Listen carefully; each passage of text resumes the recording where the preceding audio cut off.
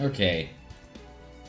Since it would feel kind of awkward to not do the story here, even though we did do that last time, I'm just gonna go right ahead and start with this.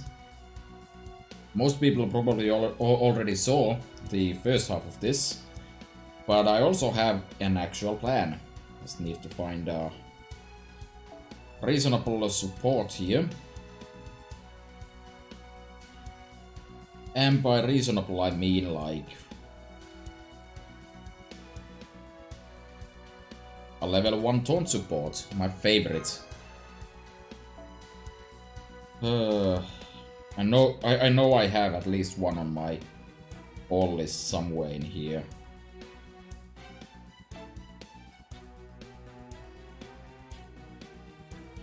That's not level 1. A smarter person would probably have done this before starting the dream.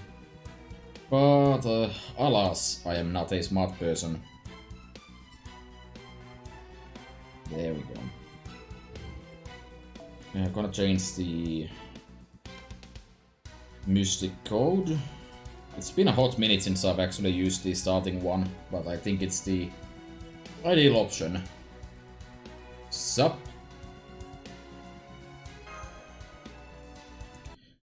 So yeah, let's knock this up. Knock this up. Karna, what are you doing here? Was just about to ask you that. What are you doing here? There was a woman in there? Hey, there's no one in here. Pay no attention to the gal behind the curtain. Did I just say something? What a strange feeling. I have no idea why I said I was just about to ask you that, or what it is, or what it was I want to say afterwards. This is all very unclear even to me. I've never met this woman before, and yet, it's strange. I don't know how to describe this feeling. It feels as though I've just met the light of my life. And like I've just encountered my big sister. And like I've just encountered my life coach. And like I've just encountered someone who needs to be cared for and tended to all at once. I'm afraid I don't know how else to put it.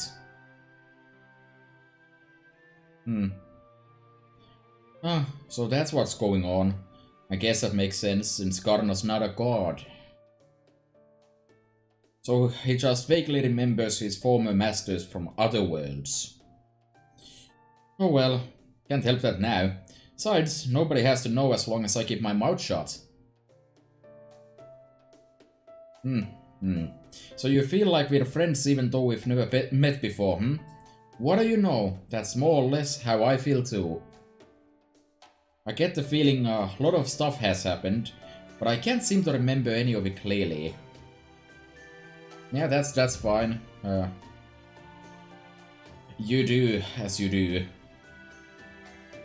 Hey, doesn't this remind you of one of those RPGs where the protagonist got amnesia and a tortured past? I wonder when we'll get to the cutscene where I awakened my hidden power. Not that waking up is really all that high on my to-do list, really. Personally, I prefer to hang out in the starter village and wait for someone else to defeat the final boss. I see you're a very unique person. Wait, there is one thing I know for sure. You're human. But then, how are you cloaked in that divine aura? Oh, that. Sorry, Kana, but you got it all wrong. I guess not even your wanted sight managed to see all the way to the truth of the matter this time. Meh. Me? Human? Perish the thought. I'll have you know I'm one of the best known and most popular gods in the whole world. Just call me Ganesha.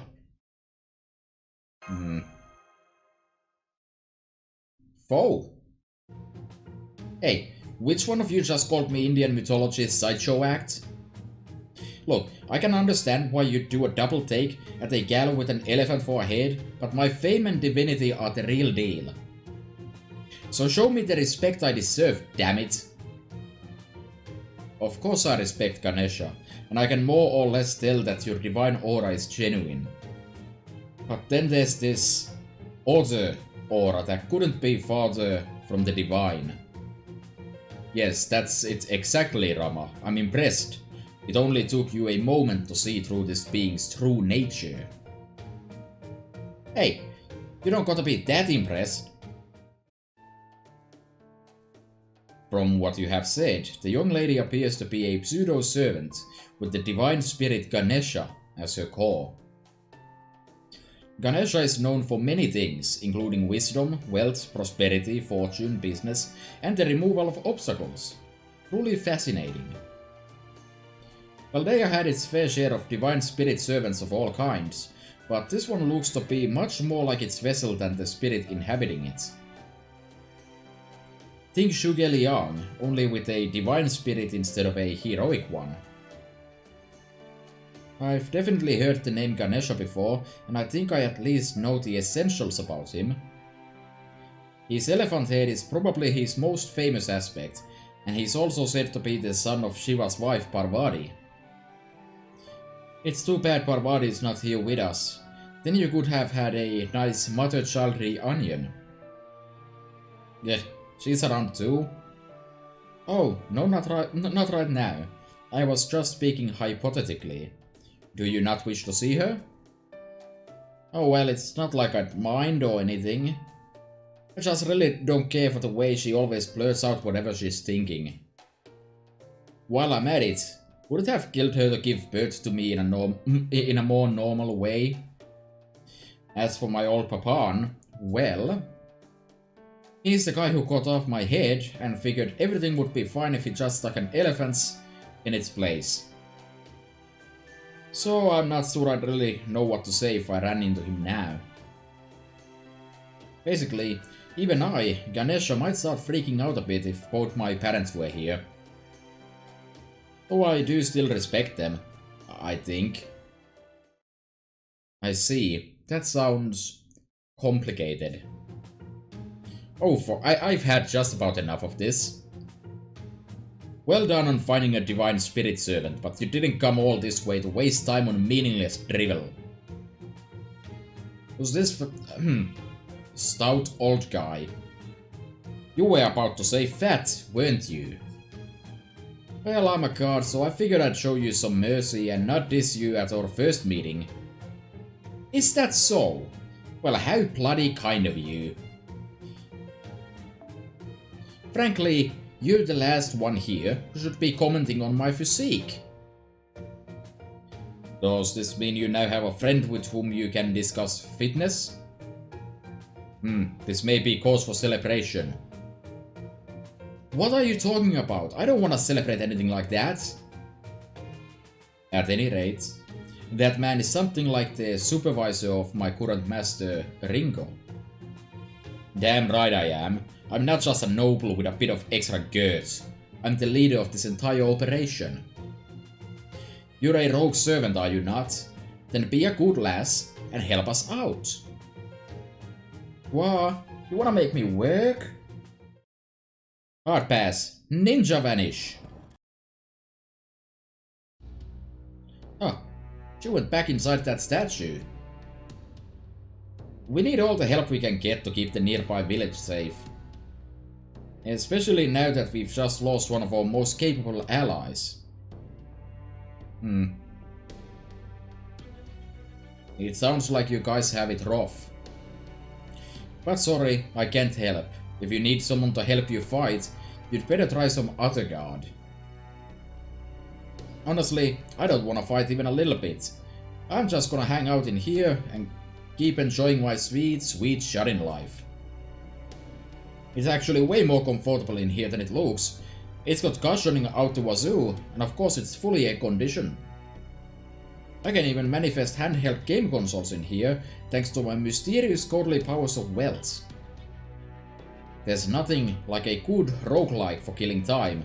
I could play those for hours on end. Cheese to burn. I know from experience how hard it can be to get her to act. At least I think I do.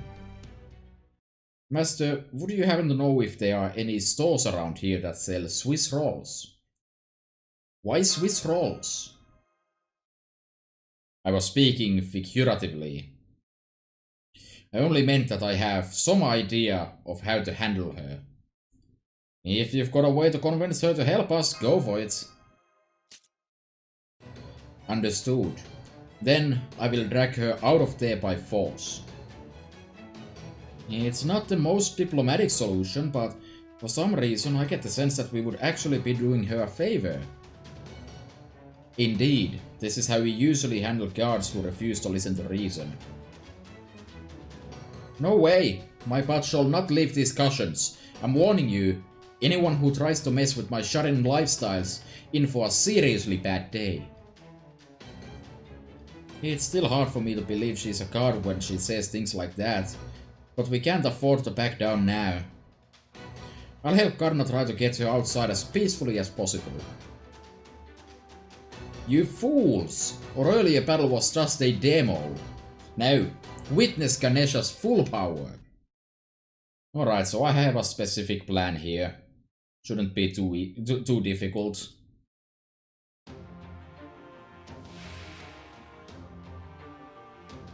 では参りましょう。速やかに殲滅します。落ちる。了解はい。え？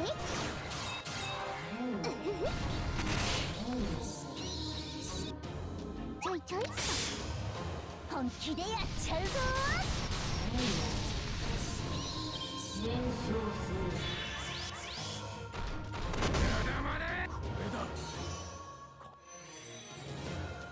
これでどうか。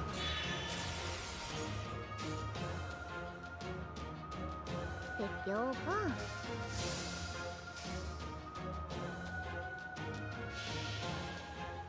悪路の城、世もを守りし少女結界。百鬼夜行のお坂部姫。千代にやちよにきらめいて。さあ、頑張って引きこもろう。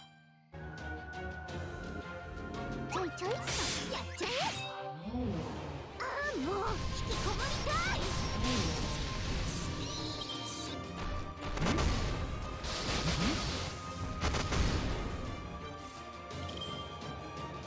出前一人前。了解。えっはめろ。そうね。ああ、もう引きこもりたい。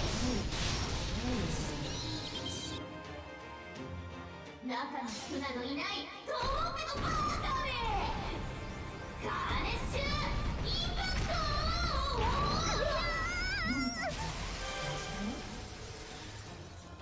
では行くぞマスター。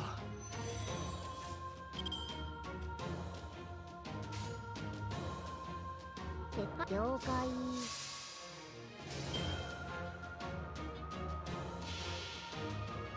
悪路の城、世もを守りし少女結界。百鬼夜行のお坂部姫。千代にやちよにきらめいて。さあ、頑張って引きこもろう。ちょいちょいっと。そうね。本気でやっちゃうぞ。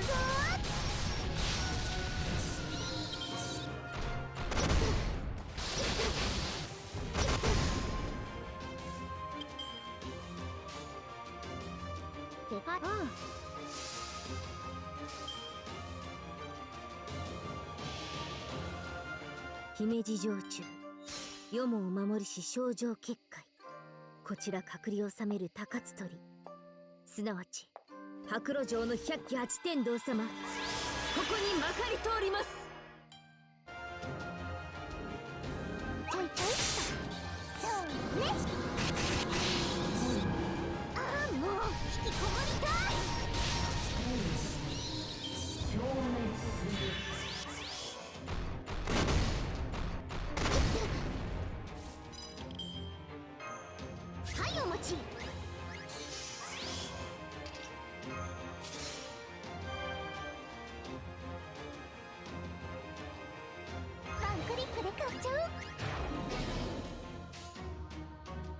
手よ。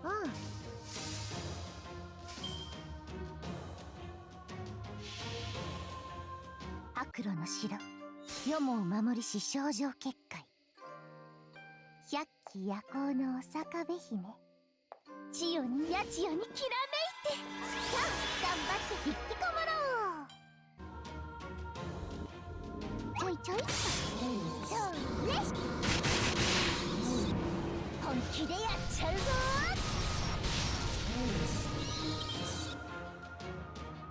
中の船のいない遠くのパーカーでガーネッシュインパクト。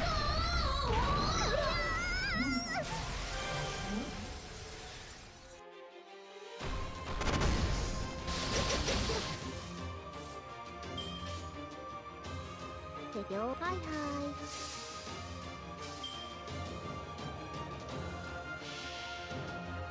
悪路の城、世も守りし少女結界。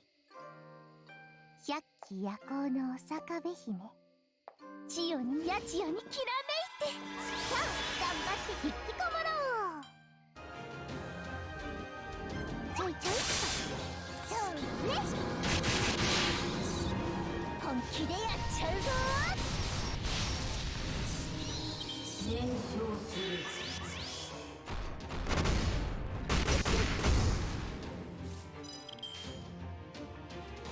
了解。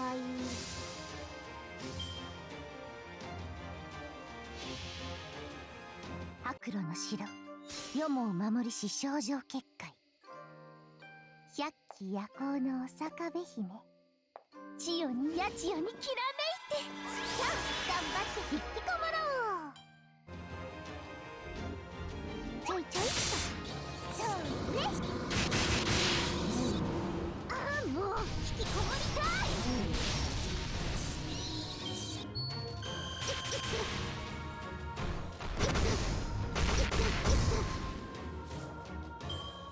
はいお待ち。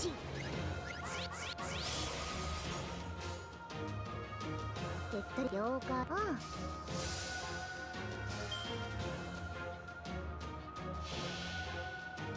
悪路の城、世も守りし少女結界。百鬼夜行のお坂部姫、千代にやちよにきらめいて、さあ頑張って引きこもろう。ちょいちょいっと、そうね、本気でやっちゃうぞ。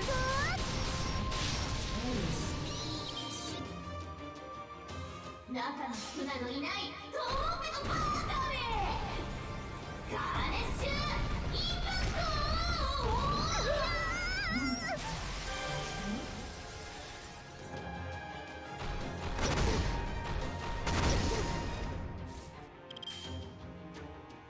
撤廃了解。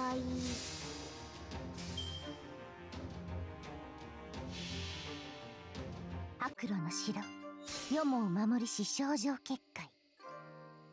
百鬼夜行のお坂部姫、千代にやちよにきらめいて、さあ頑張って引きこもろう。ちょいちょいっと、そうね、ああもう引きこもりたい。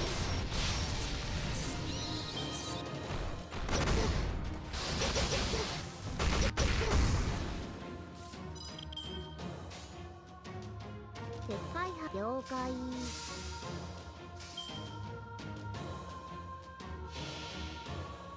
悪路の城、世も守りし少女結界。百鬼夜行のお坂部姫、千代にやちよにきらめいて、さあ頑張って引きこもろう。ちょいちょいっと、そうね、ああもう引きこもりたい。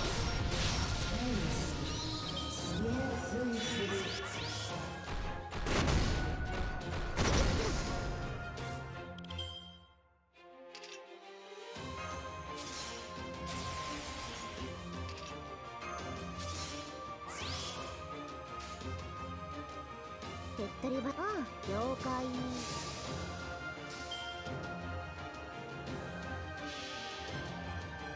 姫路城中、世もお守りし症状結界。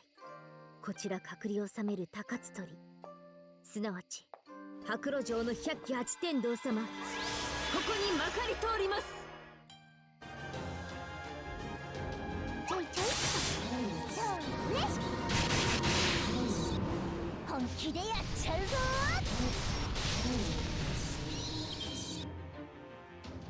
氷天上地、今野獣から檻が放たれた。僕の魅力で押しつぶしてやる。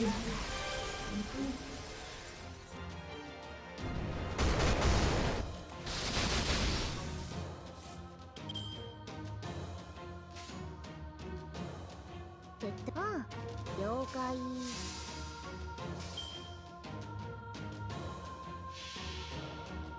姫路城中、世もお守りし症状結界。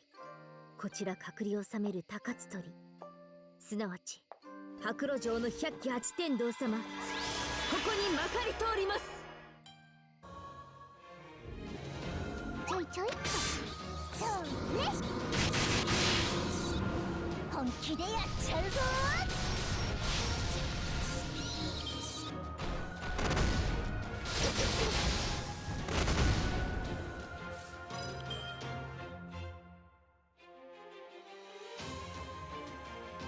手っ取り早く。はいはい。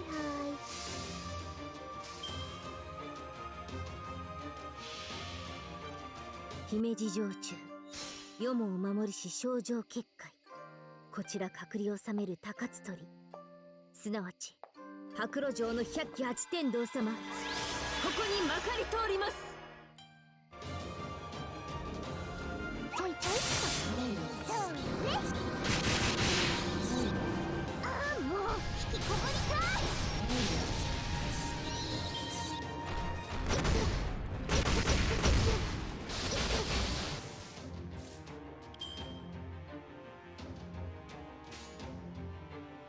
でよ。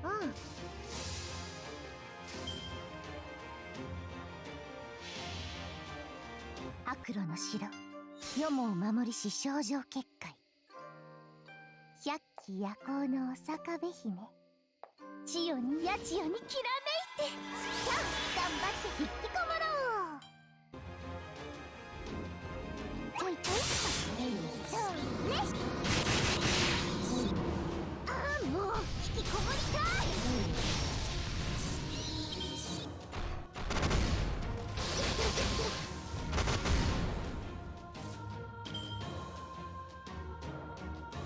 出前一人前。撤廃了解。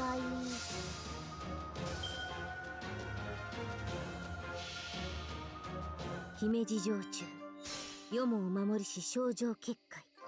こちら隔離を治める高津鳥、すなわち白露城の百鬼八天道様、ここにまかり通ります。ちょいちょいそうね。本気でやっちゃうぞ。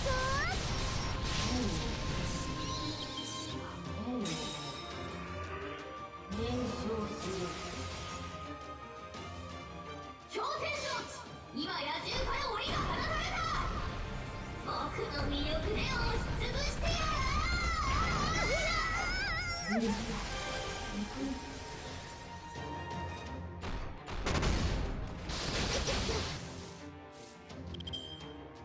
はい、お待ち。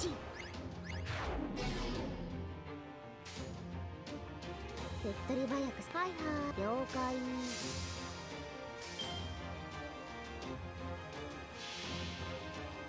悪路の城、世もお守りし症状結界。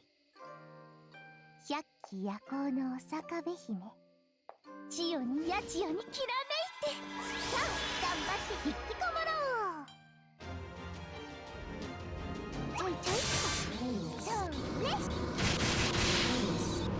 本気でやっちゃうぞ。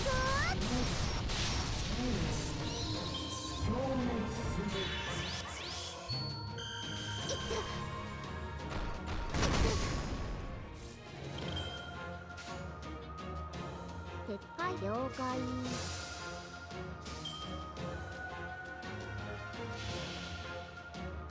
白の城よもを守りし少女結界百鬼夜行のお坂部姫千代に八千代にきらめいてさあ頑張って引きこもろ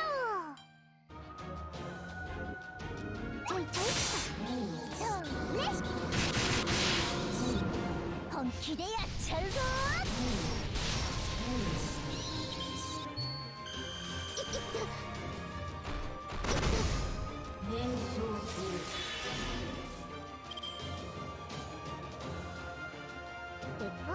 はいはい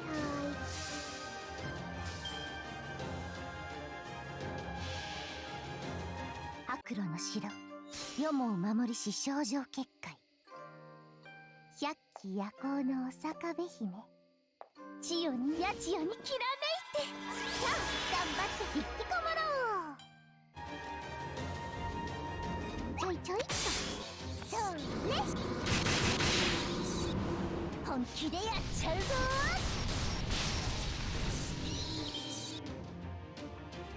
中に船のいない遠くのパーカーでガーネッシュインパク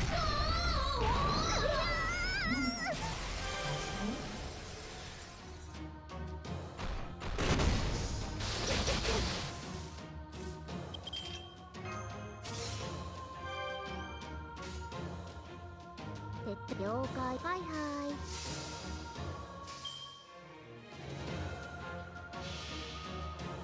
姫路城中よもを守りし少女結界こちら隔離を治める高津鳥すなわち白露城の百鬼八天道様ここにまかり通りますちょいちょいっとそうねああもう引きこもりたい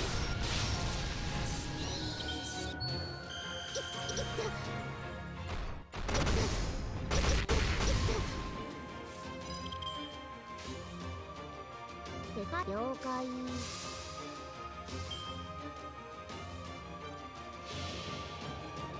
白露の城よもを守りし少女結界百鬼夜行のお坂部姫千代に八千代にきらめいてさあ頑張って引きこもろうちょいちょいっとそうね本気でやっちゃうぞ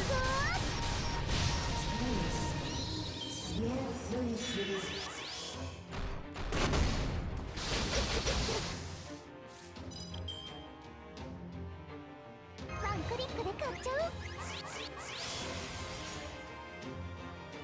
了解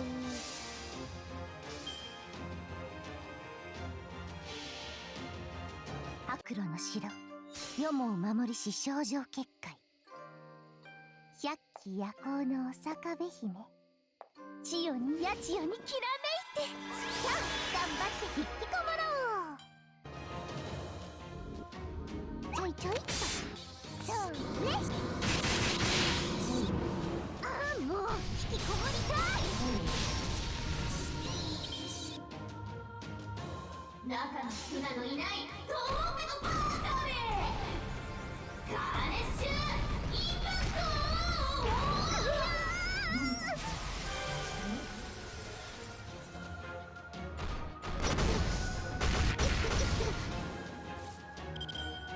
はいお待ちでかいわ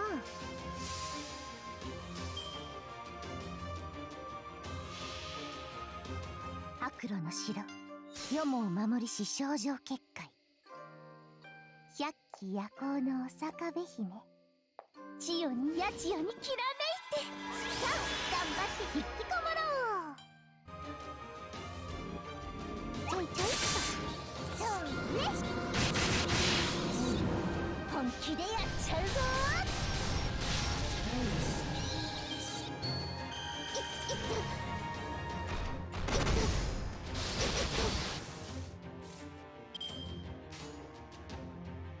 了解はい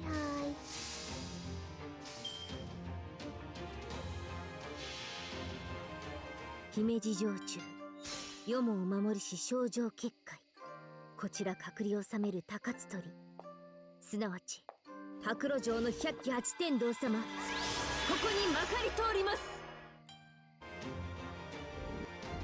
ちょいちょいっとそうね。ああ、もう引きこもりたい。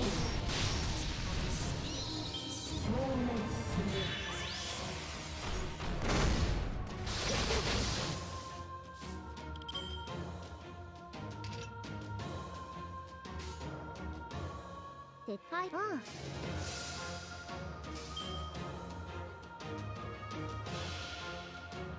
姫路城中、世もお守りし症状結界、こちら隔離を治める高津鳥、すなわち白露城の百鬼八天道様、ここにまかり通ります。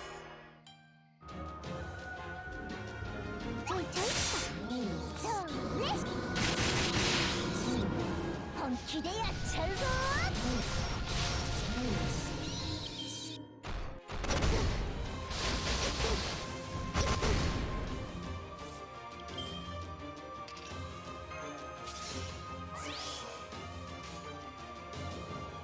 両方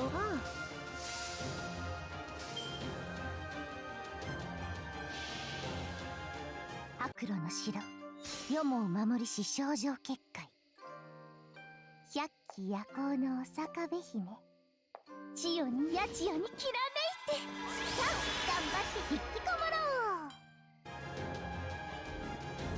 ちょいちょいっとそうね。ああ、もう引きこもりたい。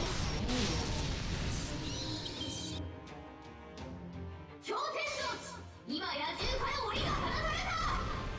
僕の魅力で押しつぶしてやる。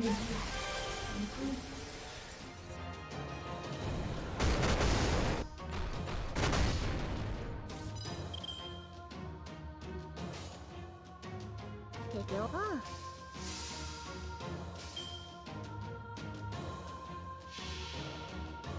姫路城中、世もお守りし症状結界、こちら隔離を治める高津鳥、すなわち白露城の百鬼八天道様、ここにまかり通ります。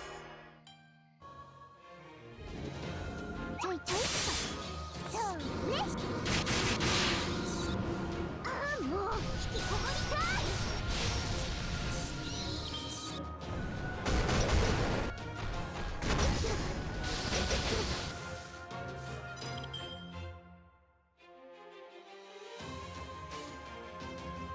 でかい。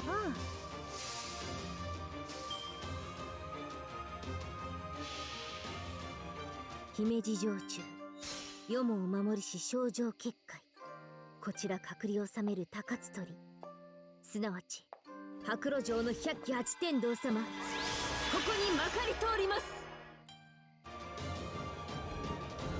ちょいちょいっとそうね。本気でやっちゃうぞ。いっ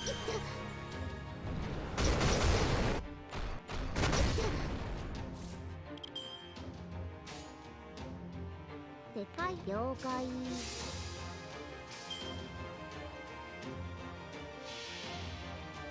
姫路城中、世もお守りし症状結界、こちら隔離を治める高津鳥、すなわち白露城の百鬼八天道様、ここにまかり通ります。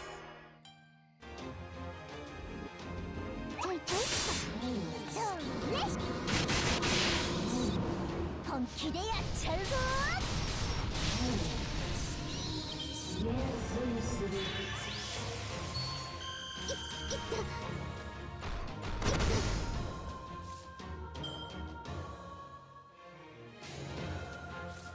出前一人前。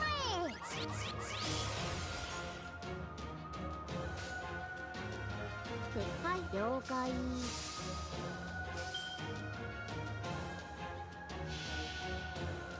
悪路の城、世もお守りし症状結界、百鬼夜行のお坂部姫、千代に八千代にきらめいて、さあ頑張って引きこもろう。ちょいっとそうね本気でやっちゃうぞ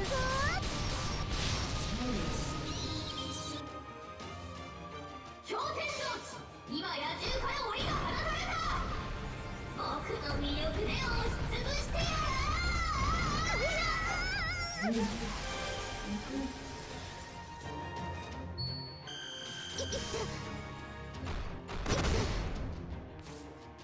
はいお待ち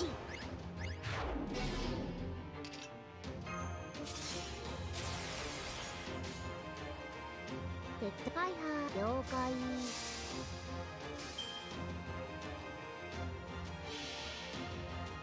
悪路の城よもを守りし少女結界百鬼夜行のお坂部姫千代に八千代にきらめいてさあ頑張って引きこもろうちょいちょいっとそうね本気でやっちゃうぞきゃあもう服が汚れちゃう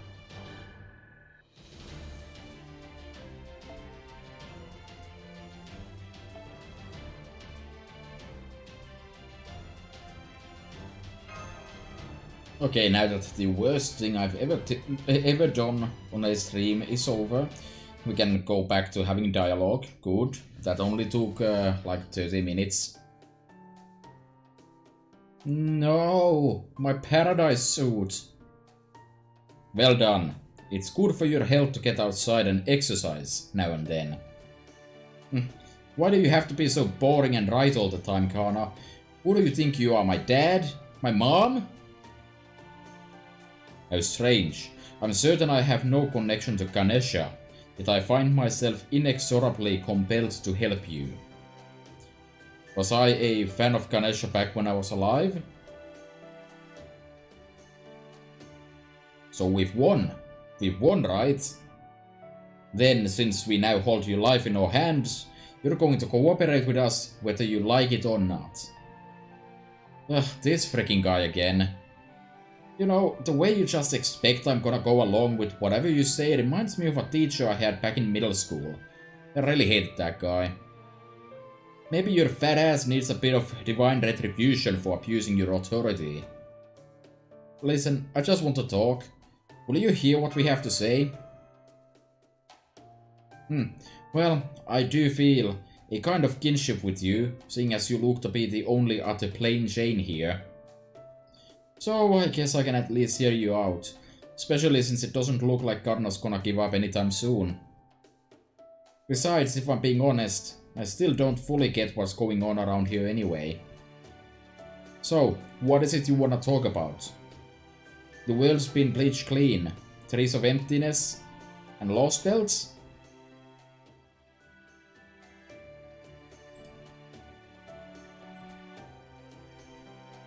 I see. Alright, I get the gist. Sounds like things are even rougher for you guys than I thought. Although, you... You're actually the most important part of your operation. What gives? I thought you were a fellow plain Jane turncoat. Yeah, she is. Senpai may only be ranked as a standard class master, but her accomplishments easily meet or exceed those of an A-rank mage. I would be happy to elaborate, but I'm afraid that to do so adequately would require me to write at least a 500-page report. And it would unfortunately be a little difficult to do that now. You don't seem like you can tell a joke with a straight face. You're serious, aren't you? Yikes. You're the vessel for a divine spirit now. Doesn't that mean you are also anything but ordinary? Oh, come on, Karna. You could at least pretend to back me up here. On second thought, never mind. You just say something like, she was never ordinary. Her unusual weight and waistline clearly set her apart. And the worst part is, you wouldn't even be saying it to be mean. How did you know? Perhaps you truly were worthy to be chosen by Ganesha. No, wait. Something tells me that can't possibly be the case. All that aside, I do have to wonder, why were you summoned to this Lost Belt? Why was I summoned?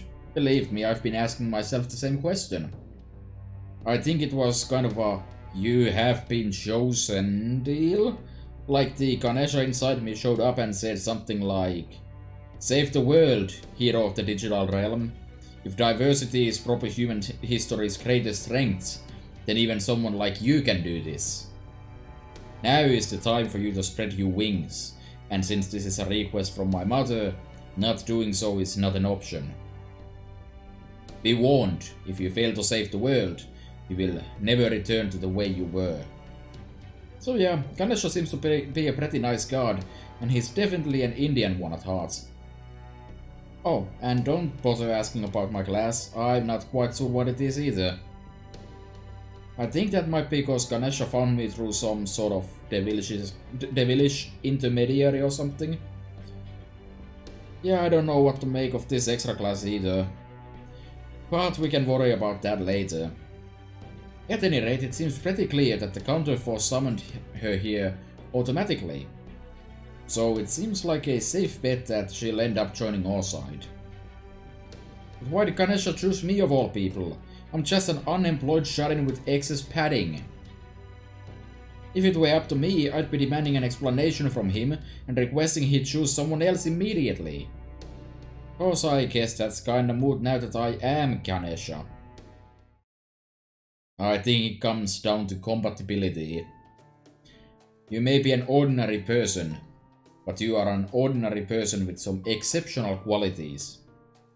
I may not remember why I know that, but I do know that for certain. There you go, saying things like that with a straight face again.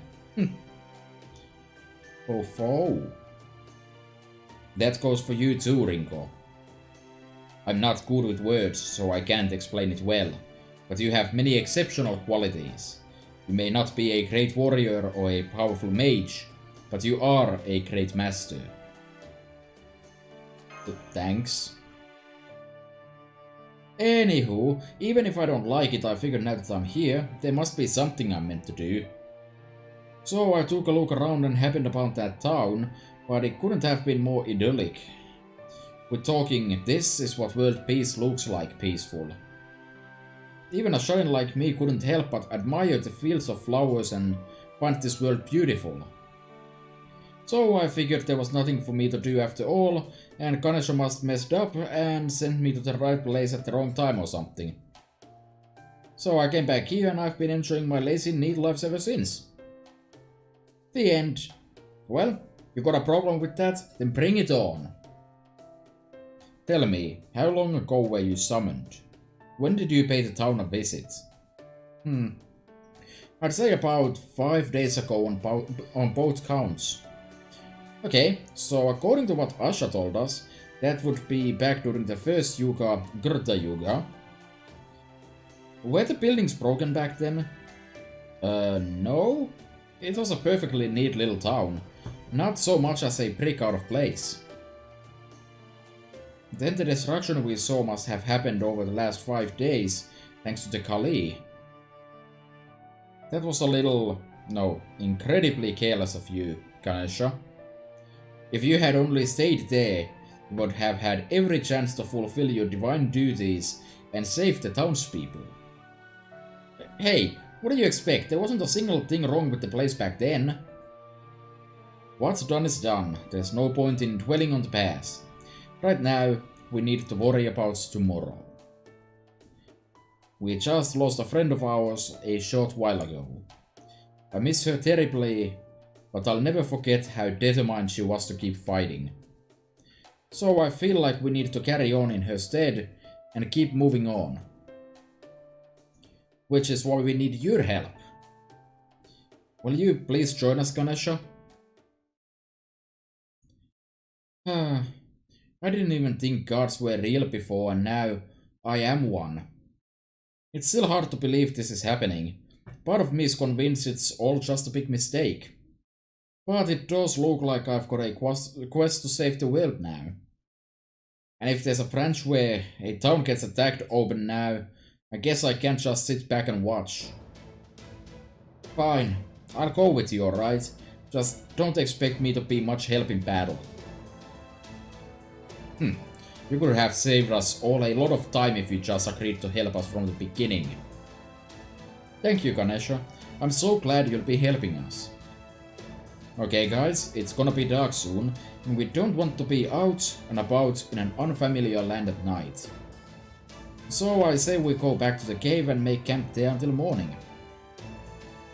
We'll head out again at the first sign of daybreak. Make sure you all get plenty of rest.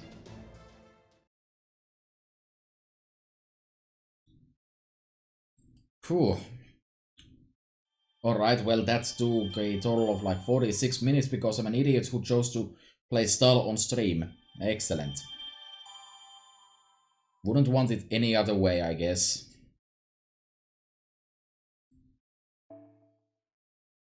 And as a reward for my efforts, I have gotten 3 nuts. It doesn't do anything for me. Anyways, let's just keep on moving. Kali Yuga, the Demon of the End. Section 4.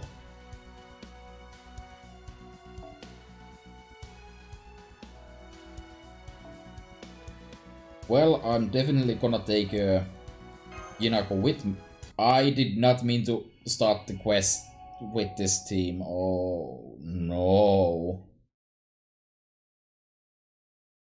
Well, I guess this is my life now.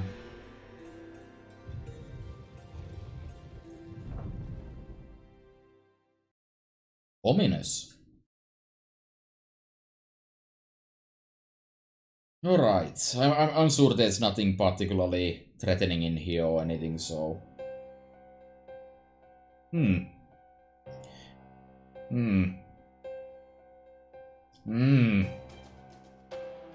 This is ridiculous. Even I can tell something's off about me. Thinking back on it, I haven't been my usual spiteful self ever since Wen Shi Huang captured me. If I just planted a bomb or three when I snuck onto the shadow border and blown everyone to Kingdom Come. I could have spent the rest of my time on a leisurely tour of the law spells. I swear, what was I thinking? No, I shouldn't dwell on it. No capable woman would let what she did or didn't do in the past stop her in the present. I'm just going to focus on business here. Once I get in my groove, I'll get my old spite back in no time flat. I'll just check in on the Tree of Emptiness's growth now, and then devote most of my time to seeing what sort of wonderful creatures I can find in this boring old world.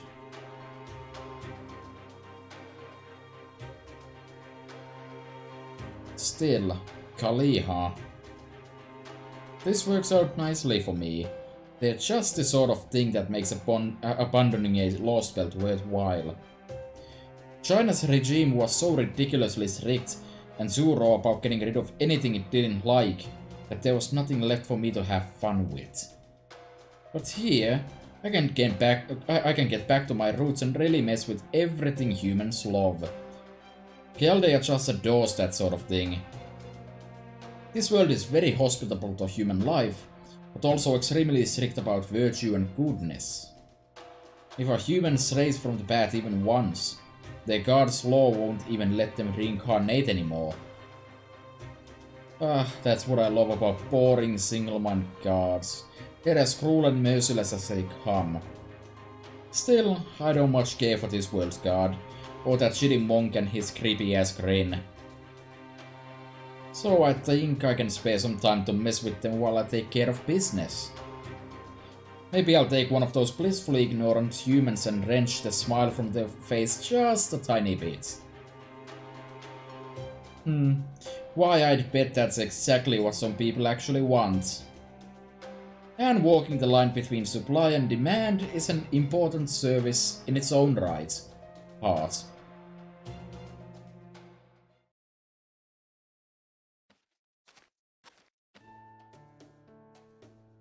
So you're always on the lookout for this Sita person, huh? Yes, I am. If you happen to see her anywhere, please let me know right away. You don't know what she looks like? Not a problem. If you ever see the greatest woman in the world, one so beautiful and graceful with inner strength that could move mountains, and think she would be perfect as my wife, you'll know you've found Sita. I see. I still like the whole hot Shota King thing you've got going on, but knowing you've already got a canon ship makes it a lot harder to fantasize about you. Yinako, you're not degenerate enough if you're not able to fantasize about someone just because, you know, they're taken. Wait, what? I'm sure some people wouldn't let it hold them back, but somehow I'm not really into that. Oh well, I guess I'll just have to keep my fantasies to a minimum and enjoy gazing on some hot Rama flesh in real life. I am not sure what you're talking about. Some kind of protective spell? In that case, I'll gladly accept it. On a different subject, you guys are outside now, right? What's it look like? Something has seemed off to me since this morning. No, not just off. It's outright strange. Pretty sure there was a lot more water around here, or flowers. Good options as usual. That's true. The change in the environment is even more drastic than I was expecting. The ground is dry and barren. The wind is much stronger and foul-smelling. The plants are all dead or dying. Everything is so different from yesterday. Maybe this area drains really easily, so all the sunlight got yesterday dried it up? I didn't think it was that bright out, but who can say with a strange land like this? And then there's the weather. It's not sunny or cloudy or rainy. If anything, it's kind of sandy? Whatever the cause, this area is clearly much more arid than it was yesterday. The ground is so dry it's begun to crack, exposing the minerals and ore underground. That much environmental change in a single day, huh? There's gotta be something particular to this Lost Belt that's responsible for this. We'll just have to ask Asha or someone when we get the chance. Still, looking around here, does it make anyone else uncomfortable or is it just me? It's like I can't sense much in the way of life now.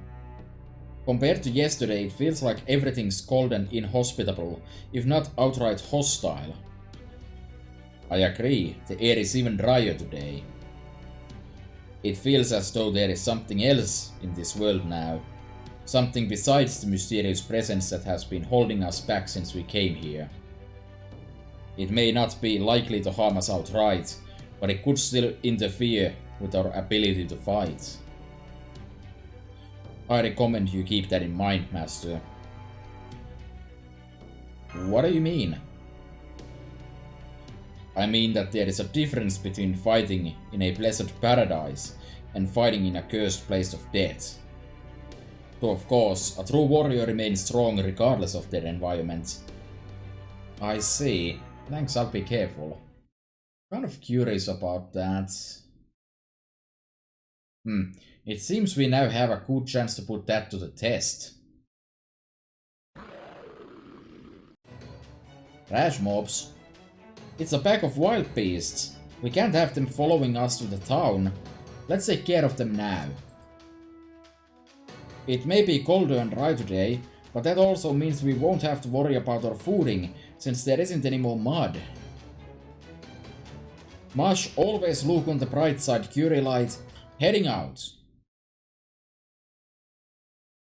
So yeah, I'm actually curious, because Karna is saying that it's now a bigger pain in the ass. I'm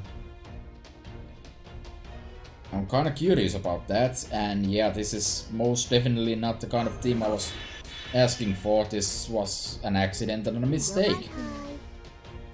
So let Let me see what the ちょいちょいっとそうね information here says. 計算違いか No, that's 10% and all that. All right. What about the other one?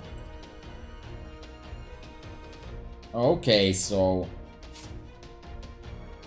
yeah, so there's also Yuga of the End. Probably could have saved time by just noticing that. But oh well. ワンクリックで買っちゃう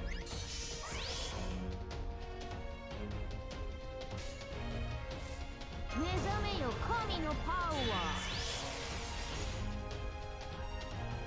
しょうがないっすねなんもできない So yeah, Yuga of the End is a 10% NP gain down. もう頭きた That's kind of kind of obnoxious, honestly. ガネッシュインパクト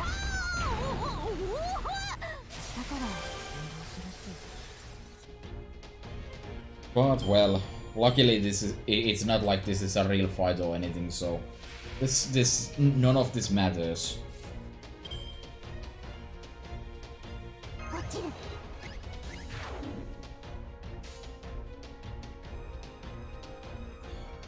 Don't think I feel like using the NP again. I think I can just kind of go and wail up on these 木々掘っちゃう random scrap enemies. なんかダークそうありがたいフラッシュ So this is I think this is Ganesha's second ascension, しょうがない which is しょうがない the っすね best one. Although I do rather enjoy having this statue going around as well. なんかダークそう But this is probably what I'm going to use once I eventually get her. Not likely happening anytime soon, but you know. 出前一人前 I think I can probably clean up with this. あはいうん I could use the NP here, but I think this is enough. Suris. ちょいちょいっと本気でやっちゃうぞこのマロンそしてこのマロン All those bond points just wasted. So sad.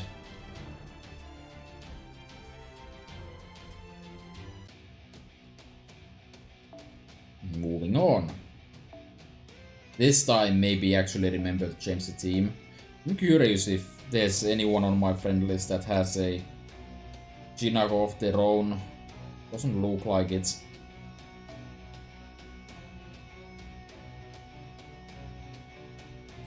Oh, at least someone does. What level is this? Level 52. 12,000 HP. Jesus Christ. That's a lot. Anyways, just gonna use the good supports for the sake of having good bond points. Let me just actually empty out the Steam because I don't think I need to use this one. I'll just backtrack into this.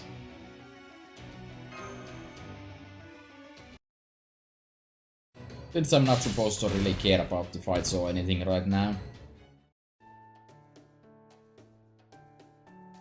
I guess I am a little heavier today than I was yesterday, though it might just be that I ate too much breakfast.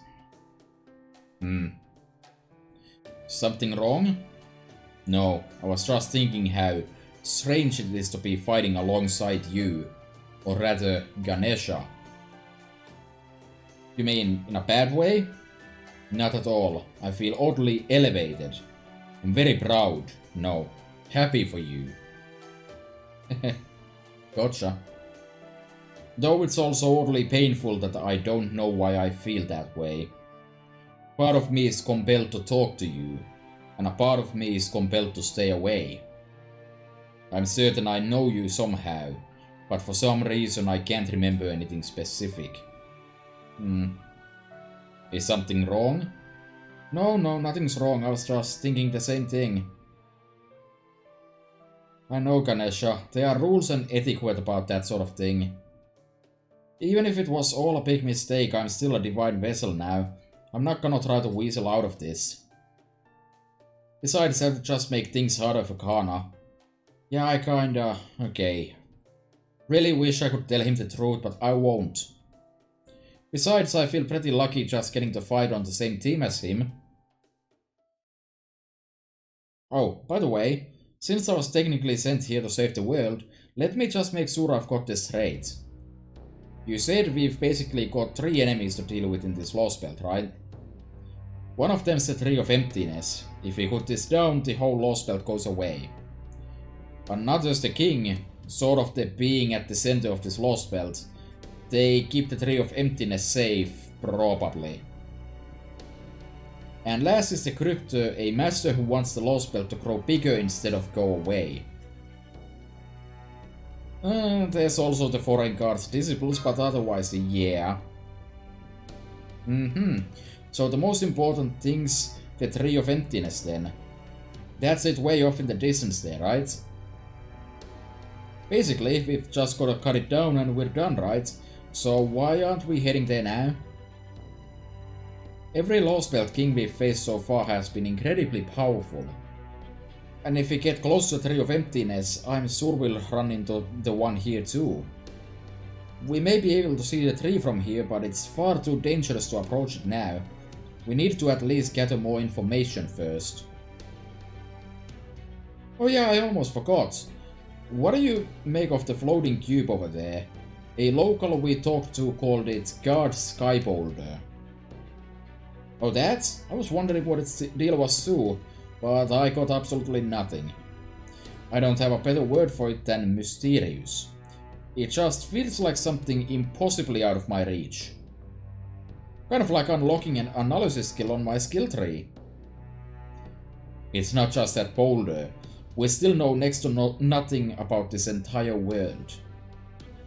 Yeah, it's definitely not her fault, but I don't feel great about having Asha be your sole source of information either. We still need to talk about all sorts of people to find out anything we can on the King, Tree of Emptiness, and God Sky Boulder.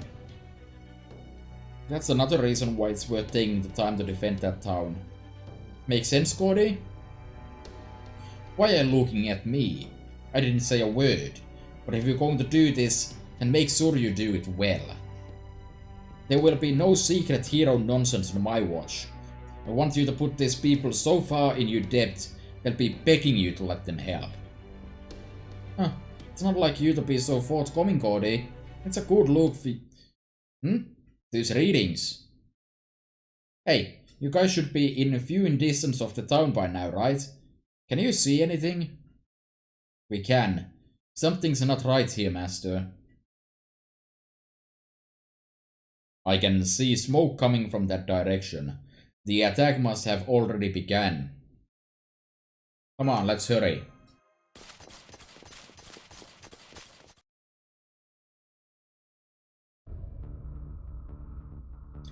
Alright. Foe? Oh no. This is terrible.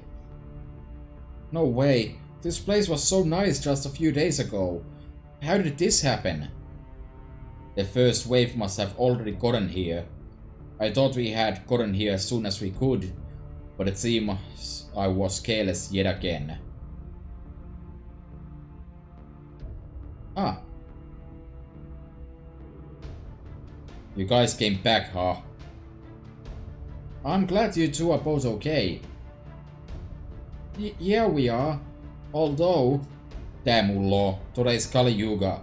We're not done by a long shot. Yeah, there's gonna be even more Kali today. So many you jump out of your skin in surprise. And today, they could show up anytime. I remember you said there were more Kali during Kali Yuga, but this is far more than I expected. They're clearly going to keep destroying more of the town. Never going to survive their attack. I know, our house was destroyed too, but we've gotta do something. Maybe we'll ask someone to let us stay in their house, or hide in the rubble, just run away. We'll just have to keep praying and do the best we can. You again? What are you doing here? Mayor, we saw that your town has already suffered significant damage. Couldn't you and the townspeople work together and let us help you fight off the Kali? Don't be ridiculous. How many times do I have to tell you? This is all our God's will. It's a trial He set before us. There's no need for us to fight. As long as we pray with sincerity, these sacred beasts will save us. Having blasphemers with no intention of praying like you lot around will leave a stain on this entire town. You can't be here, you shouldn't be here, and we don't want you here. Now go away and leave us alone. Which god are you talking about? What do you mean which god? God is God. There's only been one god ever since He made this world during the first Yuga long ago. There it is again. He believes what he says with absolute conviction. At first I thought the stone just happened to practice monotheism. But does this mean there really is only a single god in this world? Could they be these lost belts?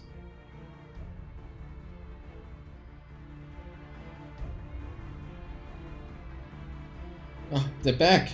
I'll just have to forget about the heretics for now. Oh God, I pray to you now. With the greatest sincerity, I fulfilled my duties as this town's mayor. Please, lend me your protection.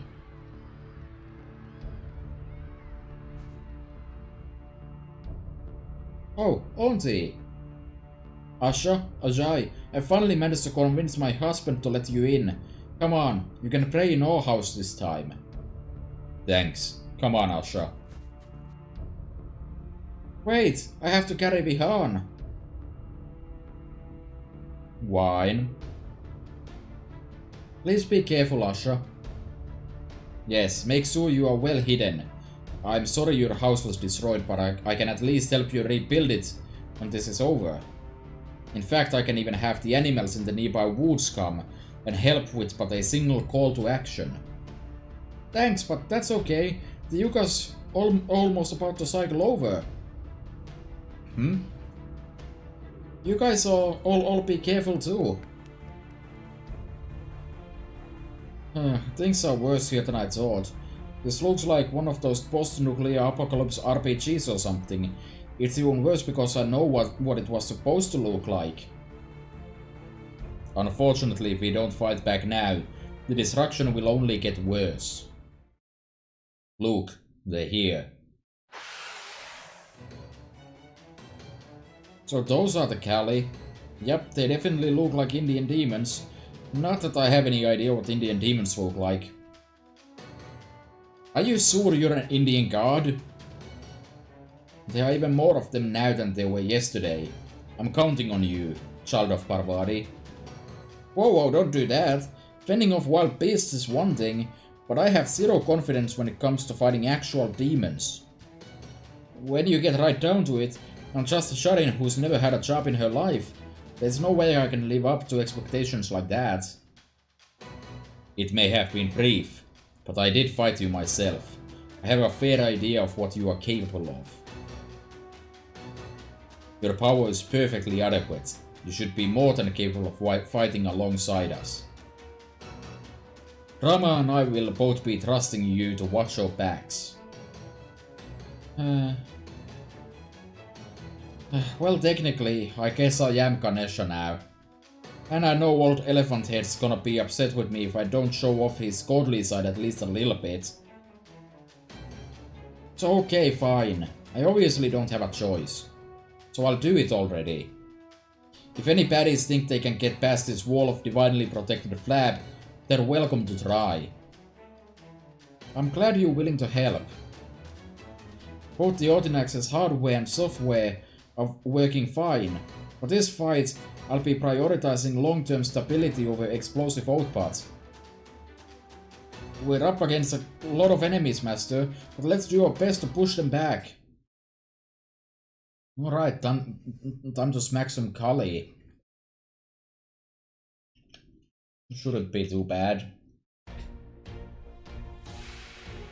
くだらない宿業が命を懸けるほどのものか細かすぎると思う議論をしよう。ビシュムの加護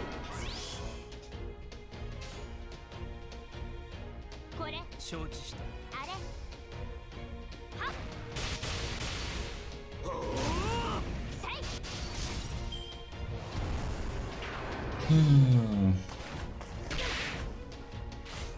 損傷警備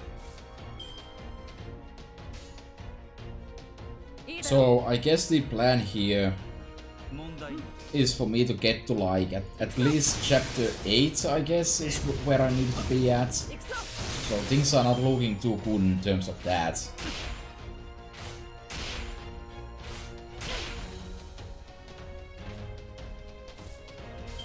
Oh, it's... I just realized this is a single wave type of deal. Not a fan. 行くぞ遅い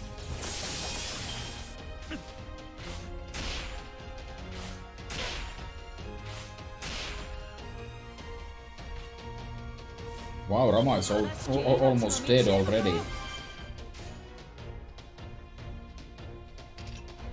それこれそれはっ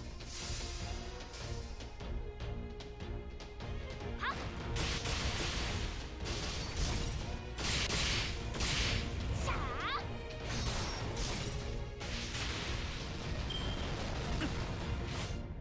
損傷警備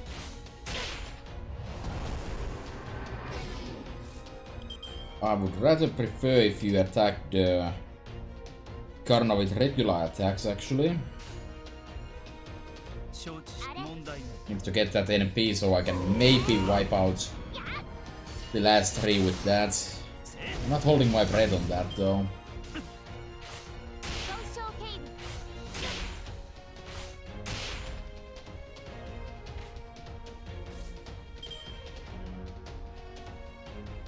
Wow, not even special. 面には念悪く思う Okay, that's fine, I guess.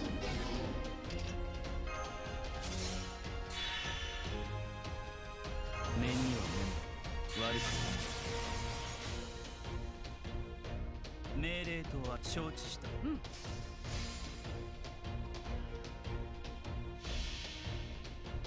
スーリアよご昇乱あれもはや戦場に呵責なし我が父許したまえ空前絶後バサリーシェフティ Oh hey, that was actually enough, nice. シータ Alright, that was simple 待 enough. っていてくれ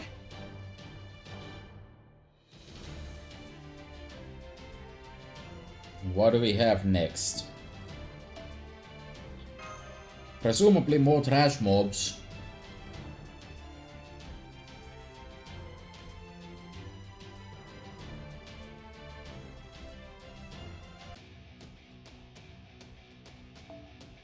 And we are officially back at Bishu. We nab those bond points and carry on.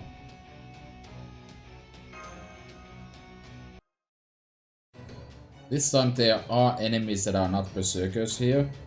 There's so many of them, this is exhausting. Can I take a break now? 4 for 4. Sniff. What's that? Why do I have all these excess energy stores? Read. Fat. If I'm not going to use them. Okay, I'll hang in there a little longer. Now those creatures have shown up too. Things are about to get even busier for us. So the sacred beasts are now here as well. We'll just have to try and get them to focus on the Kali as much as possible. If any of them come after us, we'll have no choice but to take them out. Right. The Ordinax's output is holding steady, even after prolonged operation. I can keep going, no problem. Alright, here comes the next wave of enemies, Master.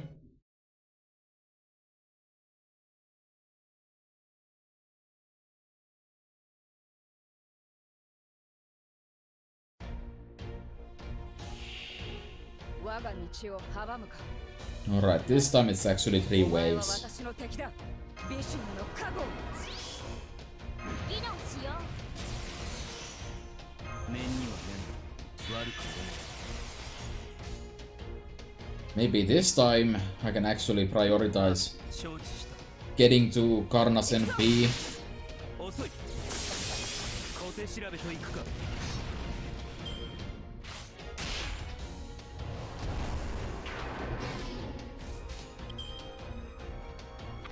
あれ。はっ。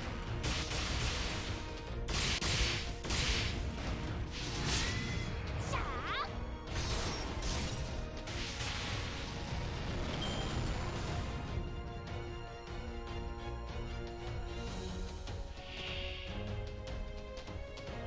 Alright, there's... the sacred beasts now have a name. Uchcharavas. Alrighty then. Lovely.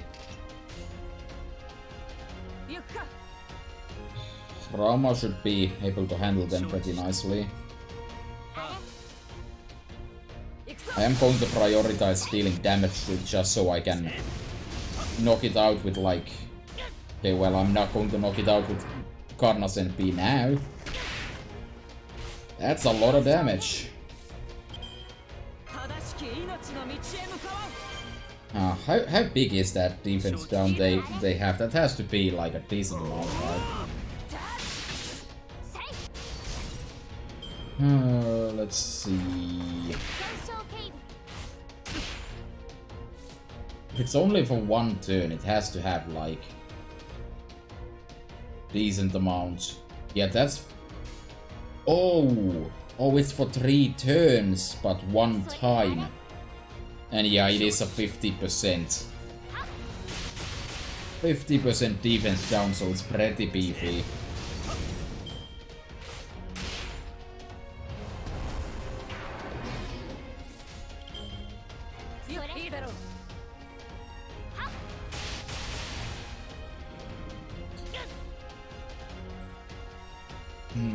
What does their NP do? It does damage and buffs curse effectiveness by 50%. That's...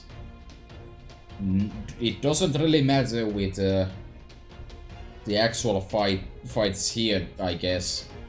The poison they give you is like 200%, it doesn't matter. Alright, so there's another new enemy here. Well, Uchcharavas are not exactly new, but you know. So let's see, what's the best course of action here? I guess I just believe in Karna's Brave Chain. I'm going to actually prioritize the Uchcharavas because it's easier to kill, then I only have 1 left. Let me see what info we have on Davons. Convicting Raw. Eracap of 20% on party for 3 turns. Remove negative buffs. Oh well, debuffs in that case. So this thing actually has a charisma variant. Huh. That's funny.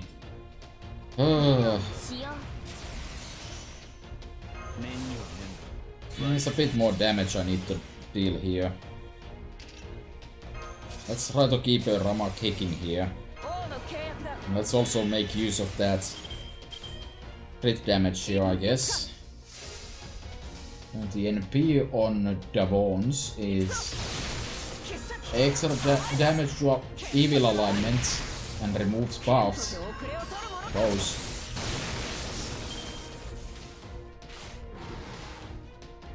Okay, so once again these protectors do seem to have something going on with dealing with evil. I assume they also prioritize attacking evil alignment enemies, just like the Achashashravas. 俺が上回っただけ貴様が気にすることではない Yep. Surdu. Yeah, I got a claw. That doesn't do anything for me. Would have much preferred getting arrowheads.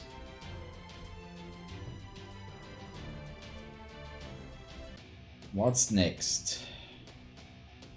Last arrow here. Oh, I get to watch the story first. That might mean something.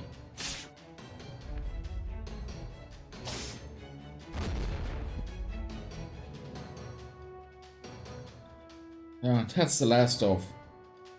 No, they're still coming. Nobody told me this was gonna be a horde mode where you can't even grind out any EXP.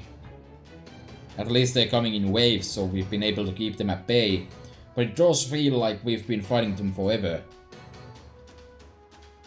Given how the townspeople aren't any less fearful now, I'm afraid I'm forced to come to an unfortunate conclusion. I suspect the Kali attack is going to continue for the entire rest of the day. Just what I didn't want to hear. I do apologize. Much as I have a reputation for beating around the bush, nothing could be further from the truth. When certain truths need to be spoken, I have no compunctions about doing so right away, regardless of how unpleasant they may be to hear. No matter, our task is to continue to fight until our enemies are vanquished. If that means we must fight on until dusk or dawn, then so be it. Though that's not to say you should keep fighting with us, Master. Please take some rest whenever you must. It would be bad for all of us if you were to collapse from exhaustion. I'm okay, I've actually been slacking off more than you'd think. Excellent posturing, Master. Very inspirational. That said, this battle has become a true war of attrition. As long as things continue like this, I think we'll be able to prevent any further casualties. Oh, just so you know, Rama, that is exactly the sort of thing you absolutely do not say, unless you want things to suddenly get much, much worse. There, I knew it. Ganesha can feel something coming.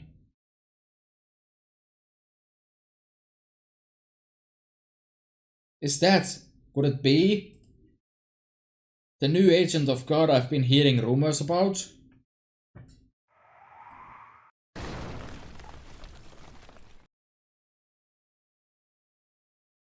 That's... it's not the other Nesha. It's a new servant we haven't seen before. Be careful, guys. The hell? I knew I sensed an unfamiliar divine aura around here, but I sure as hell wasn't expecting this. What is this bullshit? This is pissing me the hell off. What do you think you're doing here, Kana? Hello, Aswathaman. Is he an Indian hero too? That's right. His name is Aswathaman. I fought for the Kauravas alongside this brave warrior during the Kurukshetra war. He is the son of Drona, my mentor, under whom we both trained. He's both my friend and... right now I'm your enemy, Kana. What do you mean? Didn't you just say he was your friend, Karna? I spoke the truth. But now, he and I are both servants bound to obey our master's orders. If our masters are at odds with one another, then of course that makes us enemies. Yeah, exactly. It's so damn obvious it's maddening. I couldn't agree more, damn it. Is he always this angry? It looks like he's gotta be as tough to communicate with as Kana, though for real different reasons. Pros and punks are the hardest kinds of people for shut-ins to deal with. That's just how he is. Though I do think he used to be a little more, composed. By the way, Aswathaman, who is your master now? Huh, just hearing you ask that pisses me off. I'll figure that out soon enough. Hmm? We already ran into a master candidate here.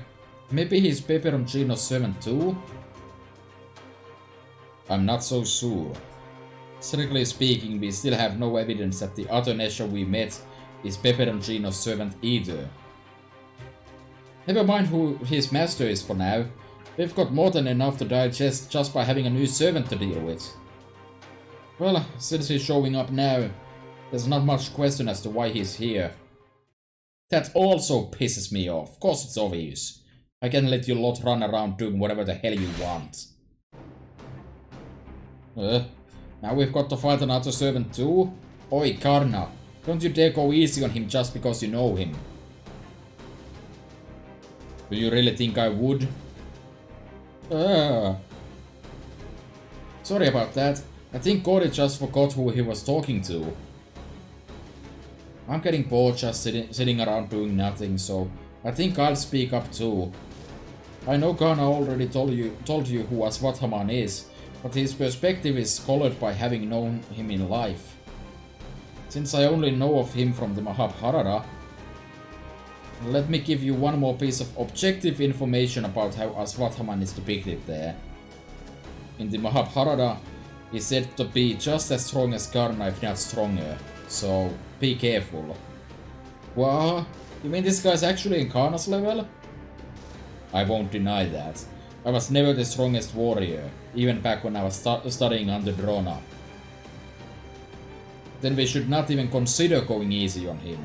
We'll need to keep our guard up at all times. Exactly. Be extra careful when facing him, guys. Got it. This is clearly no time to be worried about conserving energy. Switching Ordinax over to anti-servant combat mode. Armored Shielder Mascurilite, preparing to engage in full-powered combat. Awaiting your orders, Master. Oh, I'm mad as hell. Now that I'm a servant, anger's the only thing I feel. My whole spirit origin is built on it. So even though I haven't fought you since the last... Let's try that again. So even though I haven't fought you since we last crossed swords while training under my old man Kana, I feel no nostalgia, no joy. The only thing I have, the only thing I feel, the only thing I am now, is rage. Alright, that's a good berserker right there. Well, I hesitate to call this a serious fight, so I'm just gonna go with the Bond team. Guess I can do this. Seems like a smart thing to do. Well, let's see what kind of fun stuff does Aswathaman do here. First we need to of course deal with trash mobs, my favorite. Alright, it doesn't look like Aswathaman is particularly tricky here.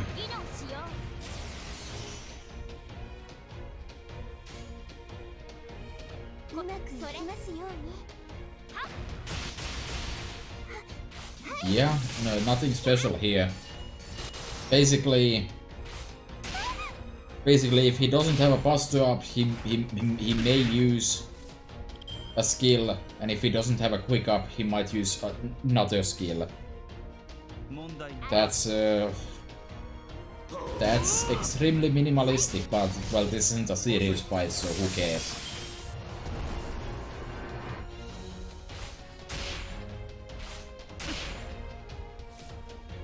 Jesus Christ, Karna, can you not die?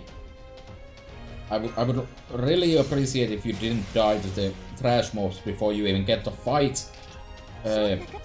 Aswathaman here. Kind of need you.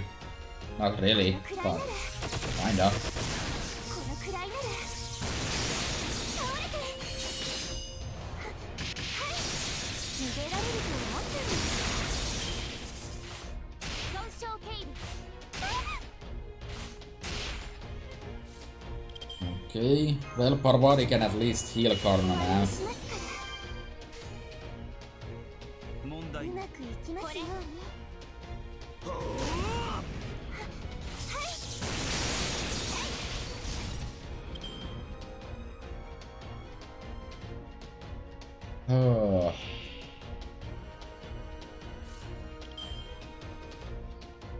Oh boy, those Davons are looking kinda beefy actually. I think it's probably best if I NP here so the Kali at least stops. 問題 Don't need to take a Berserker level damage here. 神々の王の慈悲を知れ絶滅とはこの一筋インドライ活目しろ焼き尽くせバサビーシャフティ是非もなし ブラフマーストラックだ Alright, that's decent damage from there, thanks Karna. Probably not gonna be able to NP again with him, but that's fine. 承知 No, let's keep on the pressure here. 遅い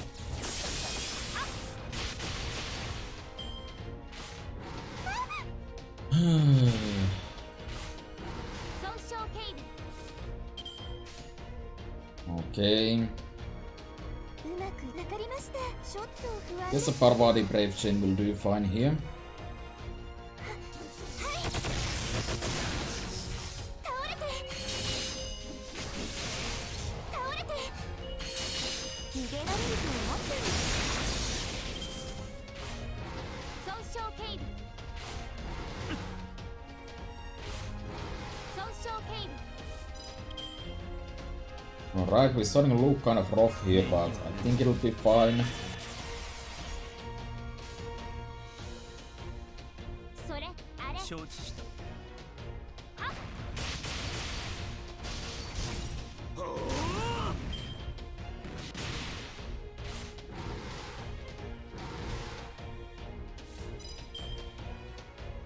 Jeez.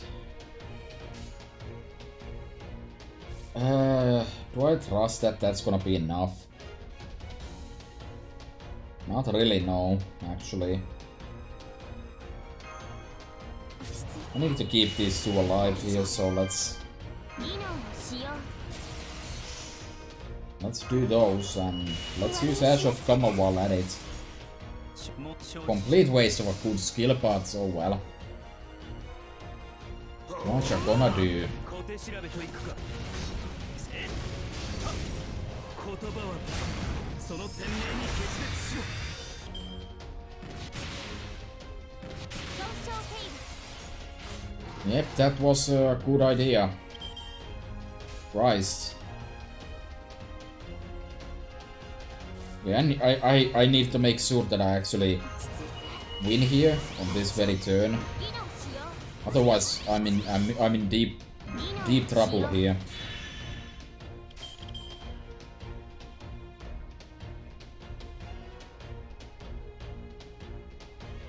I guess I'll go like this. このくらい Not quite what I meant to do, but I think I'll be fine. Imagine not critting at all. That would have been bad.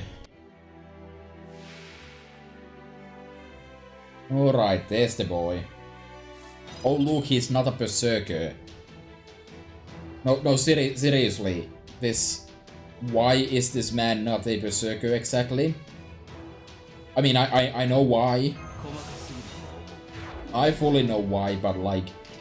And it makes sense, but when you really think about it, This man's entire shtick is being angry. He attacks you with a massive waffle iron, violently punching you with it. There is not a shred of arching going on. This man is clearly a berserker. But they like, nah. He's an archer because he has an attack that arches that he's never ever going to use. Also, I might still be in trouble here.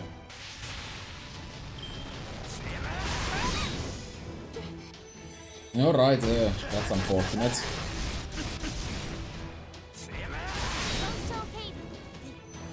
Well, Karna is still kicking. Barely. And now I have characters here that have no business being here for this fight.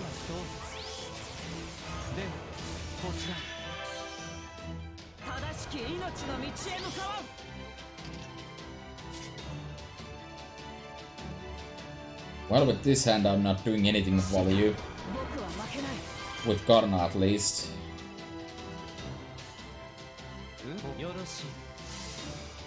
Wait, I did have a Karna card. What the hell was I thinking?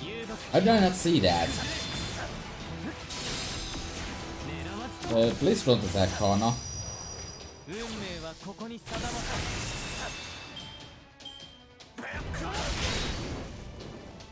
That's fine. Fine. Perfectly acceptable. There we go, exactly as planned. No problems at all.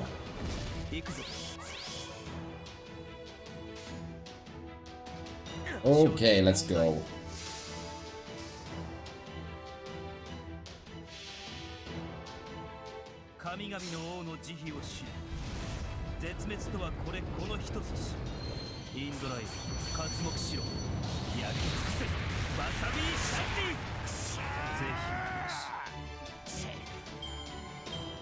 $125k. That's actually pretty respectable. Where the hell did that come from?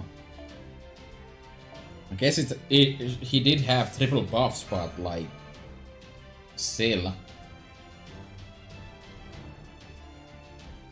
Anyways, that was the easiest fight I've ever seen. No problems. Nah. Now I see. I can indeed tell for myself that you and Karna stood under the same master.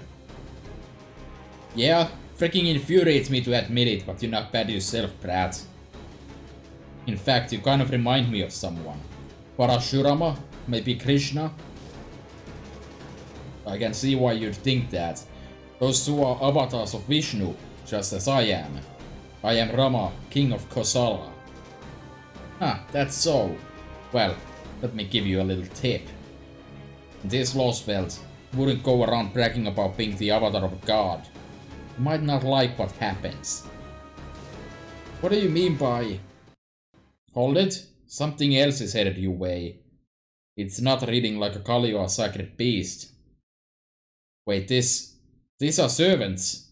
And not just one, they are several.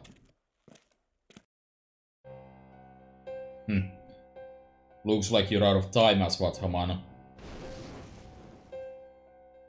Recommendation: cease this game, it is meaningless. Well, you heard Nesha. I guess I need to cease the game. I concur. There's no point to your game, or in us being here. I swear, I don't even know why we came here along at all.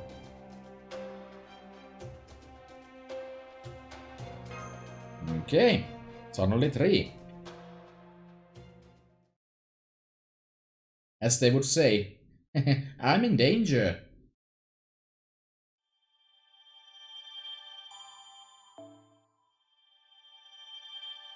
Yeah, arrowheads, let's go.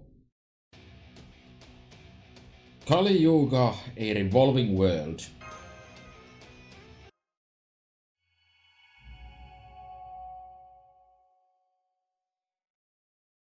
Yay, we at section 5. that was actually not too bad. Foe! Master, get back. There are two servants I've never seen before and... I guess that Atonesha was on the enemy side after all. We already know how strong she is. Be very careful not to let your guard down, Master. Whoa there, slow down, girlie. We're not here to fight. Eh? Tch, you guys piss me off. First you make me come all this way to see what's up, then you just show up anyway? So they are Svartaman's allies, but why would so many servants band together like this? Anger, unnecessary. We need only obey him. We haven't sensed Indian gods here in a long time. I don't blame him for being interested even if it is pointless. Why are they looking at me like that? I haven't done anything wrong, aside from eating like a elephant. Ringo, are you seeing this? Or rather, not seeing it? Yeah, the Kali and sacred beasts are all gone. Yep, I think we might just accomplish our initial goal of keeping this town safe, so that's cause for celebration. Though maybe not too much since we've now got new, much more difficult obstacles instead. If you aren't here to fight, then why are you here? Didn't we mention it? We are accompanying him. He told us to come along, so we did. That's all there is to it. This him you speak of, is he your master? Something like that. Or close enough anyway. Either way, it's only natural we'd obey him. After all, he's the only god here. The one final god. Look, here he comes. This reading. Actually, I'm sure you can all see this as well. Look up in the sky. Yeah, I think you Indian heroes might just recognize that. We know what it is too. Though the only time we saw someone riding it was the decidedly non-Indian king of heroes. It's both a flying chariot and a ship. A floating palace that serves as transport for the gods that's said to even be capable of ascending into space. A white Vimana.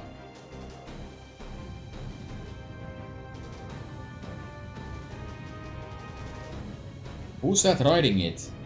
Is that... Here he is. He looks different, but I still recognize his face. I would never mistake him for anyone else. So, I can say with certainty.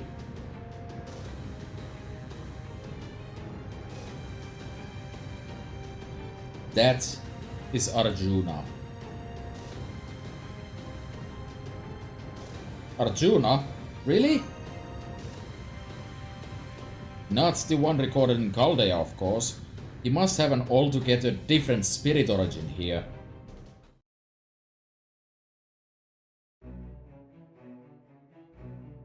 No.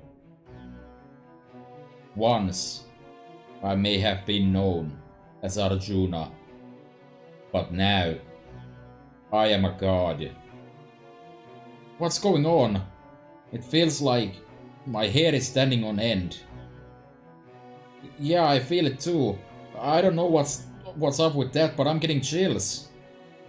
I didn't know that no good guy would ever go around introducing himself as a god. With the obvious exception of Ganesha, since he's the real deal. So, beings with divine power have come from the outside, an avatar of Vishnu, a child of Parvati, and Karna, son of Surya. So that is all of you. Don't forget about us normal humans. That's right, the Master of Chaldea and her servant are here as well. Foe! Foe! Huh, he usually wouldn't even look at you if you're not guards. But you guys are idiots. So idiotic it's infuriating. Thanks to that, now he's noticed you too.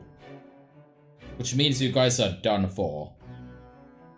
Well, now that you've come all this way to see them for yourself, what do you think? Nothing.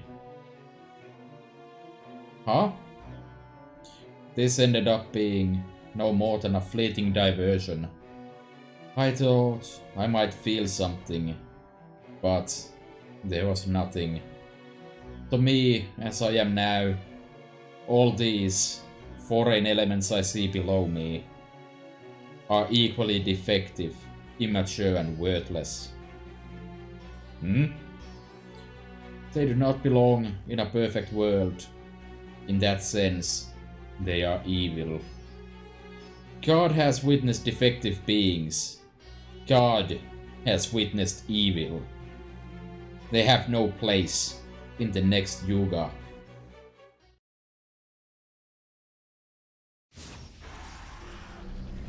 Oh snap.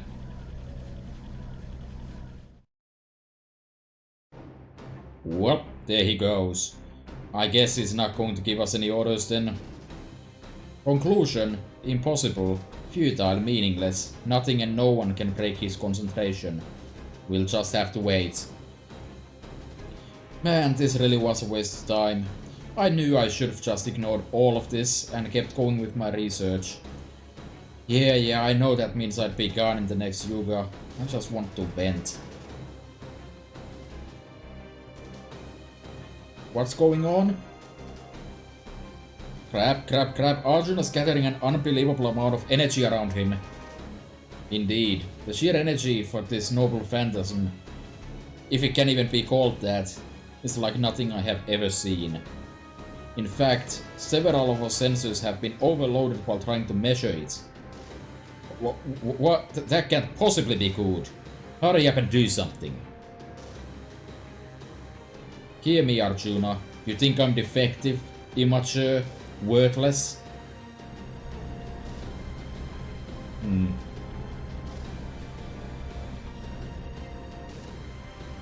Look at me. Look me in the eye. Take up your arms and pay attention, Arjuna. Otherwise this spear will be put to a cowardly use, and I don't want that.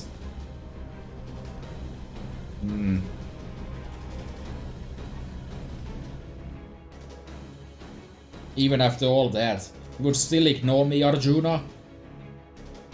Karna, I understand you two have a lot of history, and I'm sure there are rules you are bound to as warriors of Kuru. But neither of those is true for me. As far as I'm concerned, he's already started this fight. And as I'm sure you know, when I decide to do something, I do it, whether my enemies are paying attention to me or not.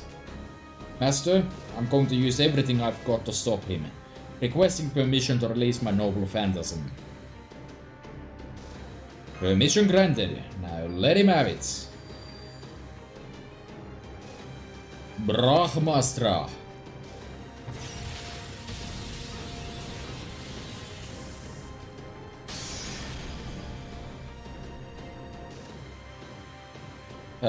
Rama, I think your NP might be bugging out cause it looked like it didn't work on him at all. What? That can't be.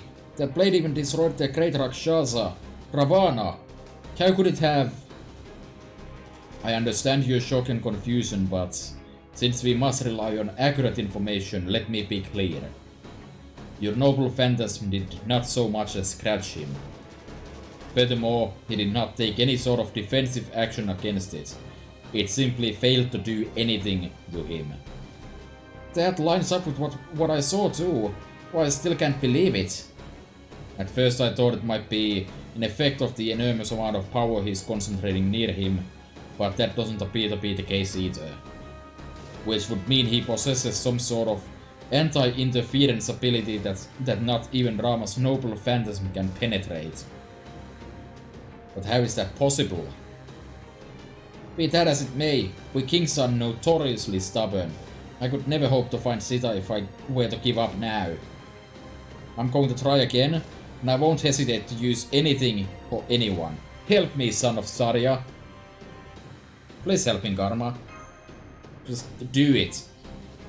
If that is your order, master. Hurry it up. Whatever's going on there, the pressure's still building. Now get a move on before it's too late. Alright, this time I want you both to... Oh fuck, can you really not see what's going on here? Forget it. It won't work. Don't take this the wrong way, but neither Raimi nor Kani's noble phantoms will have a chance against him. Trust me, he outclasses you guys in every way. After all, he's every Indian god rolled into a single super being. Every single Indian god. Ah. Does that include Kama? I don't think it does. Well, let's keep on carrying on. No need for the present when we can be having the past. I don't know what that means. Anyways, this should be a pretty straightforward fight, so I don't think I need to change anything here. This should be fine. He said the same thing last time and it almost was not. It's you! Foe? Peperoncino? Well, here we are, together again, and much sooner than I expected.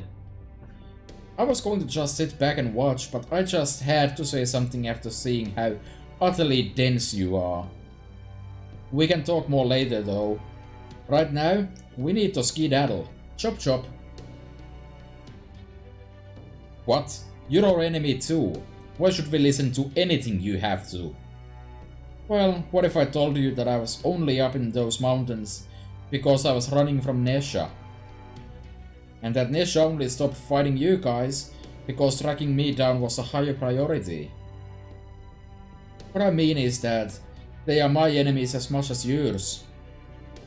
I see. So if that Arjuna is the master of all those servants, including Nesha, then our young Scandinavia Peperoncino can be the master of none. There appears to be no evidence to the contrary either. I really don't have the time to lay it all out for you right now. I guess I'll have to try the direct approach. Yes, I am a crypto, and I know we're on opposing sides, but I promise you, I'm not lying. If you don't get out of here right now, it will be the end of everything. But what about the townspeople? It's okay, you don't have to worry about them. The ones who are fine are well and truly fine, and the ones who aren't, well, you can't help them now anyway. The one thing I can say for sure is that there's a very good reason why you all need to get out of here as fast as you possibly can. If that's still not enough to convince you, then I'll have to resort to clichés instead of logic. The truth is, right now, that's the only weapon I've got. Ready? Here goes. I hope you'll trust me on this. Peperoncino. What do we do? I don't think he's lying, because I'm not given any other option. Same. Peperoncino is a good person. I can't imagine he would ever try to deceive anyone. A good person, huh? From my perspective, you seem to be... What? A show-off? No. If nothing else, I agree that you aren't lying. I have no objections to Master's decision. What? You believe him? Field decisions trump everything, Mr. Gordolf. Get used to it. Alright then, hurry up and make your way out of... Oh, well hello Aswathaman. Long time no see. I guess so. Pisses me the hell off to see you here, ex-master. My contract with you's been completely overridden. Any connection we had is long gone. Oh, well that's too bad. I don't suppose you'd let me go to celebrate us no longer being master and servant, would you? Hell no. Can't just let you guys walk out of here. Now that the big boss has decided he wants you gone. It's my job, as one of his Lokapala, to see it done. Well, that puts me in a pretty pickle. Would you say all the others feel the same way? How should I know? But I guess they wouldn't do anything unless they were directly ordered to. Pisses me off. Yeah, pretty much. Oh, but don't get me wrong. It's not because I don't care about my job. I'm just confident that we're more than capable of handling this alone as Vathaman. Confidence is hugely important, you know. It's just like hunting. It's a bad idea to work too hard when you're confident in your position. If you go around hunting down mountain animals, and you don't need to, the mountain will end up dead. Is your position the only reason you're standing in no way as Vathaman? Nah, there's more to it than just that. I know if I stop you guys from getting away now, it'll get us one step closer to this perfect world. You know what? I want to see his perfect world. I admit it. Which means I got no choice but to stop you. So I'm gonna beat all your asses down. And then I'm gonna kick back and watch as you all get sucked into the dissolution. The dissolution? What do you mean? So the time for words is over, huh?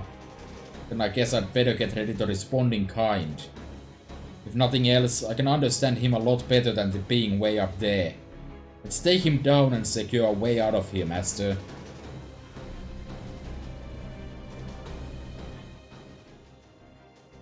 So you still refuse to look my way, Arjuna? No, right now, I have another role to fulfill. Awaiting your orders, Master. Let's make our way through.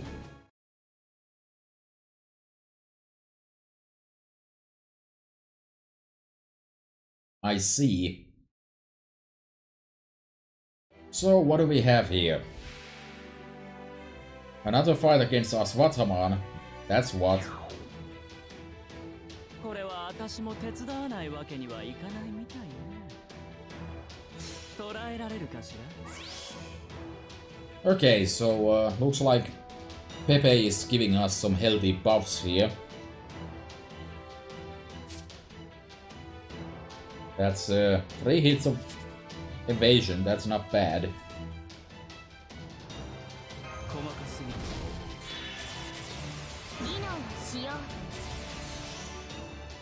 Well, let's get going then. Shouldn't be too hard, I have 3 Lancers at full health here. It's only 430k. Oh, that's nice.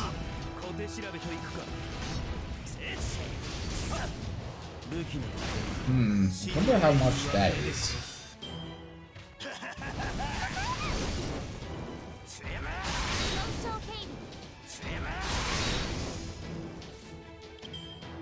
Alright, Karna's ready to go. So Karna is going to go.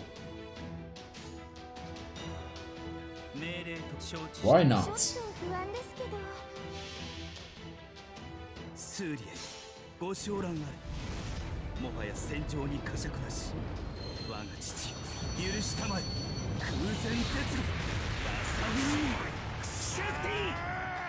Alright, so at the start there's the 3 hits evade, and then this is a 30% defense down for 3 turns. That's neat. Also helps fill out the trifecta of Karna's buffs, so that's also really good. Well, let's pop some skills so we can deal more damage with the non-Karna folk. Probably could have picked better, but oh well.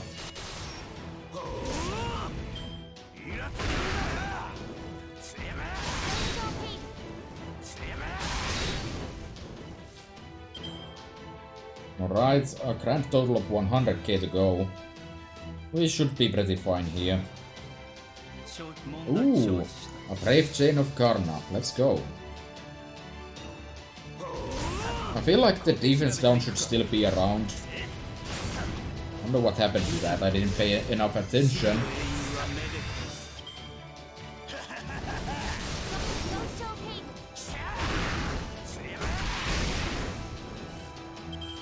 Alright, and then I can finish up with a Noble Phantasm, let's go.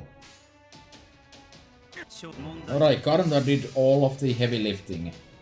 All is right in the world. 神々の王の慈悲を知る。絶滅とはこの一筋。インドライブ、刮目しろ。焼き尽くせ。わさびシャティ。ぜひ。悪くは。Alright. What's next?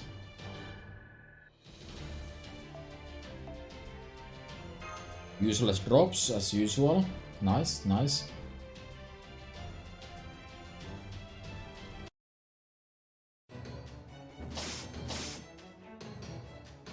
Ugh, stand still, damn it. Pepe's using Magecraft to help us. He's not doing any damage, but he's moving so fast that the enemy can't focus on us. Now's our chance. Can't say I've seen a spell to speed you up quite like that. It looks like it just lets you move around really quickly, plain and simple. Want to know how it works? Well, like its name suggests, I use the power of love to bend space around me. Oh, he's obviously lying, but we'll just have to leave it at that for the moment. The important thing is, the enemy is vulnerable now. There are no life forms nearby, and you're good distance away from the town now, so don't worry about holding back.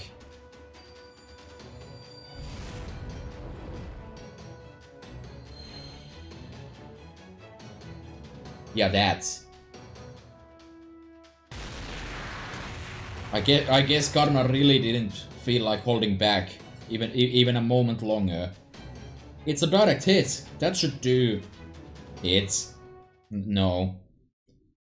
What?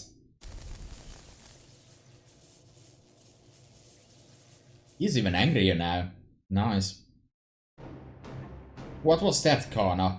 It's gonna take a hell of a lot more than that to kill me. The attack did hurt him, that much is certain, but he's recovering from the damage at an alarming rate. I see if you've changed since I last saw you as what, Hamana? Huh, what did you expect? You're the one who died first. Losing to Arjuna of all people. I did, I won't deny it. Hey now, slow your roll there, people. You don't have to finish him off just yet, okay? The important thing is, he's hurt enough for us to get past him now. So come on, hurry. Everyone, run for it as fast as you can. Damn it, get back here.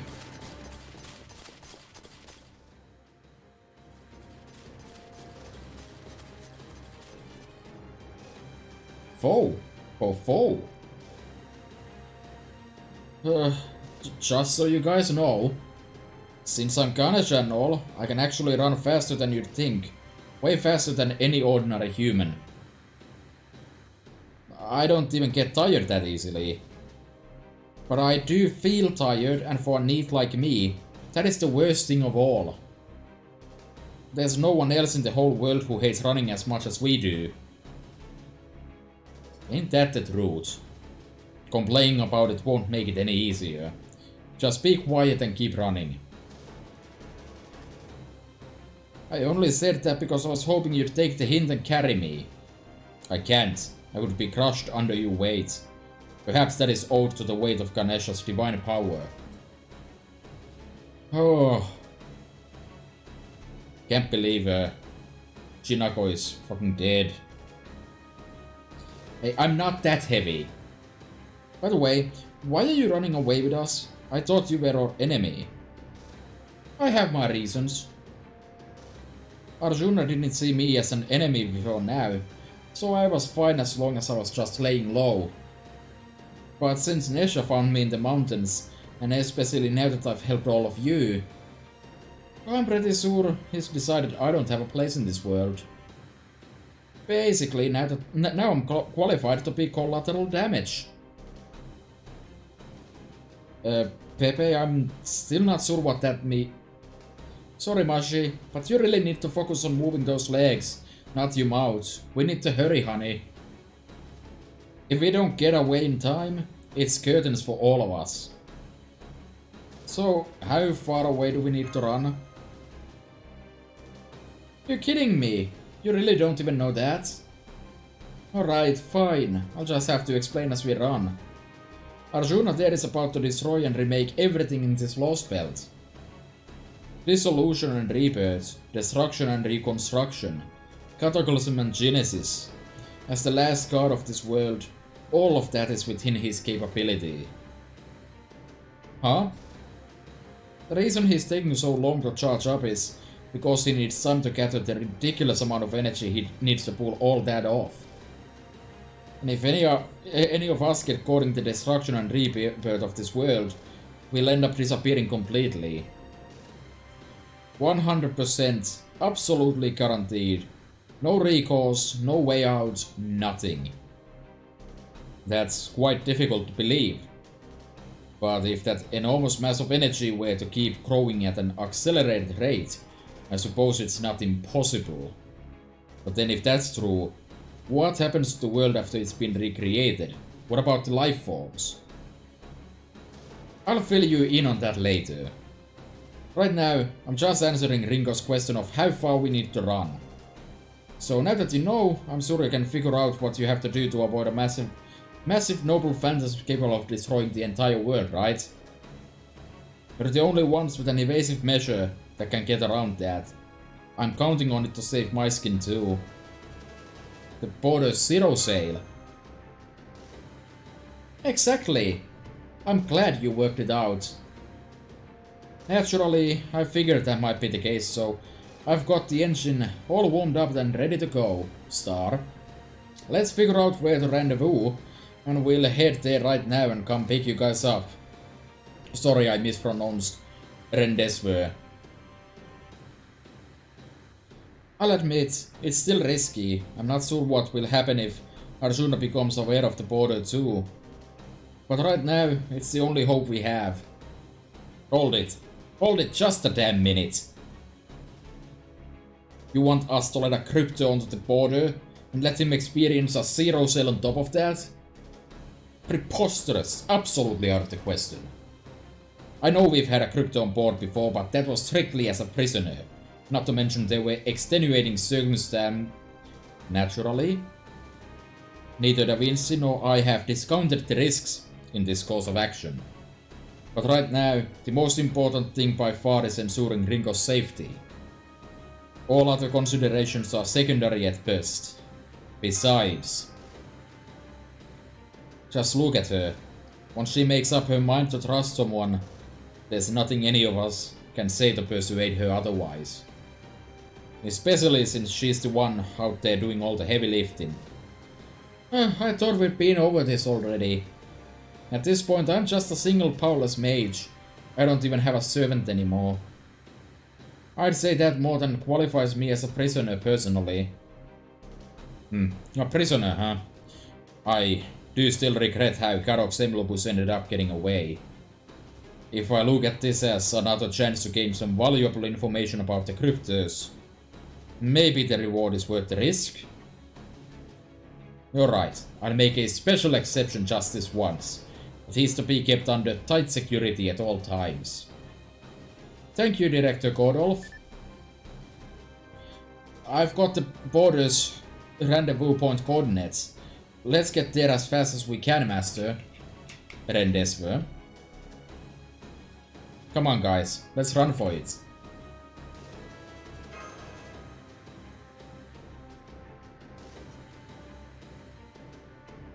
Foe. Foe.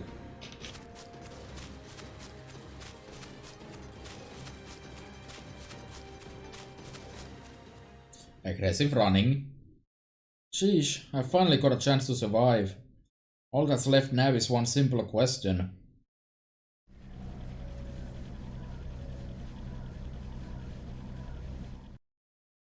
Will we make it in time? I'm certain we won't. And then we die and everything's over. End of game, we can all go home.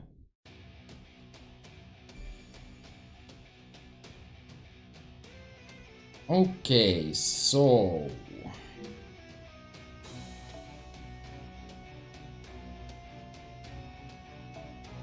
no battles, huh?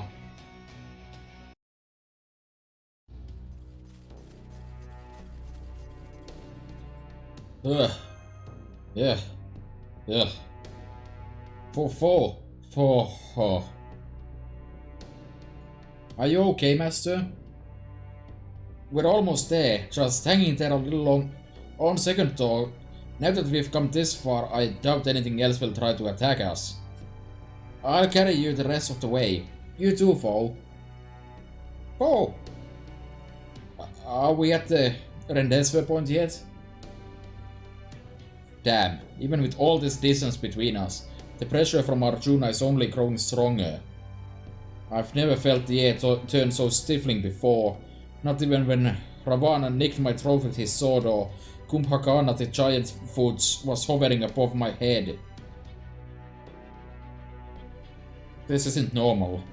I'm not usually afraid of anything except losing Sita. But for some time now I have been getting chills all the way down to my spirit origin.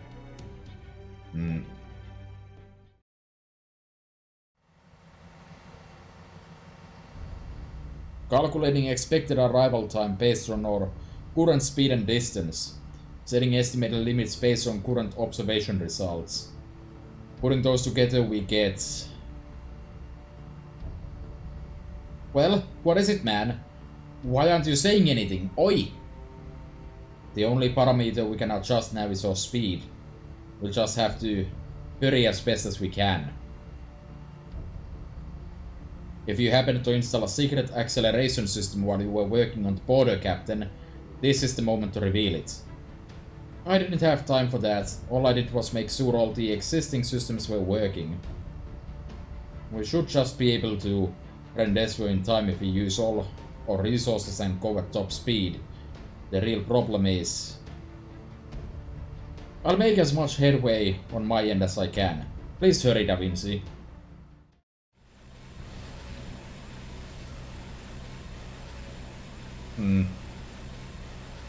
It's done. Extracting unified divine power from all divinities, condensing process complete. Using the tent to control execution. Deployment preparation begin.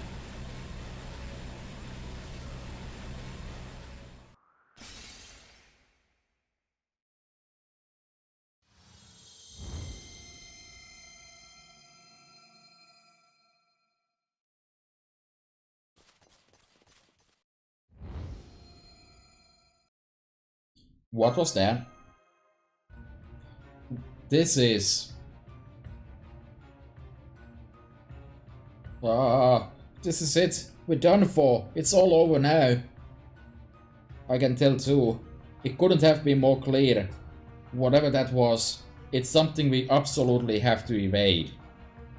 Please hurry up, Da Vinci. Sorry for the wait. Come on in, guys. The hatch is wide open. Everyone on board? Okay, shutting the hatch. Now. So, we made it? Well, that wasn't so bad. You really had me going there, Holmes.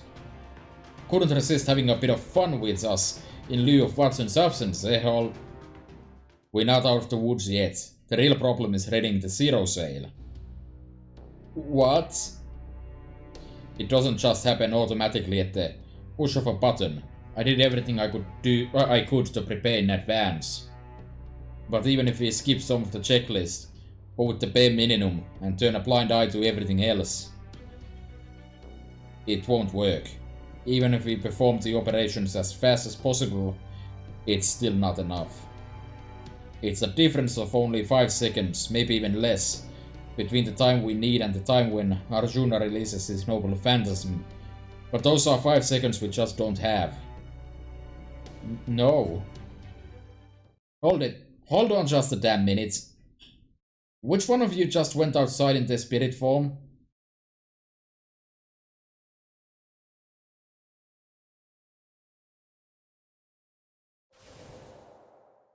Karna it is. That wave earlier. Now I see. I don't understand it, but I can sense it. It's true. This world is going to be destroyed, then remade. If we are caught in that, we will disappear. Karna? We can't let you be a race master. So I'm going to do what I must to ensure you survive. Karna, you don't mean 5 seconds? Leave it to me. By setting everything I have ablaze and becoming the very radiance of the sun, even this Arjuna will not be able to consume it all at once. For at least these 5 seconds, I will make sure he knows who I am. But if you do that, you'll... Come on, Kana. You can't do this. Be reasonable.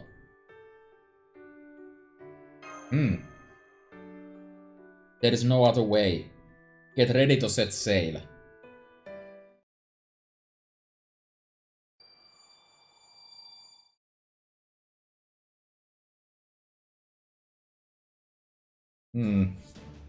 Holmes. I'm working on it. It'll just be a bit longer. That's it. Any servant would do the same. This is what I want. You need not worry about me. Karna? Don't you dare let his sacrifice be in vain. Now sit down and buckle up. You didn't even talk to me before you left. You've got a lot of nerve going off on your own like that, Karna. You are truly the great hero of benefaction, a warrior among warriors. As they say nowadays, you live up to the hype and then some. I'll take care of things from here. You give him hell. Thank you. Entering final phase of emergency dive preparations. Initiating countdown. How much time do we have until the attack hits us? So little that I'd rather not spend it answering that question. Wait, you can't... This isn't... Arjuna. This may go without saying, but there are few things I want more than to run you through. I could even take advantage of this briefest of opportunities to try and do so now. But...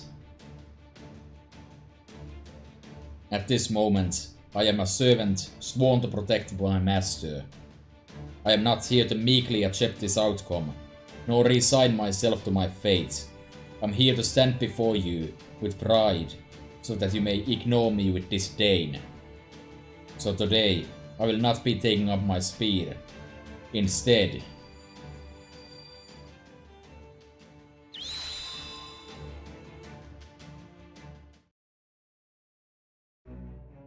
God has cast his gaze downward. These defects are unnecessary, and therefore evil. Begone, evil. You have no place in the new Yuga, the new world. I will now wield the sword of the God who ends all things. I will cut off the world from the rift in the world made by the blade. Clear purification will burst forth. Terminus and Genesis will cycle anew. Sword of Dissolution, let your blade fall. Mahapralaya.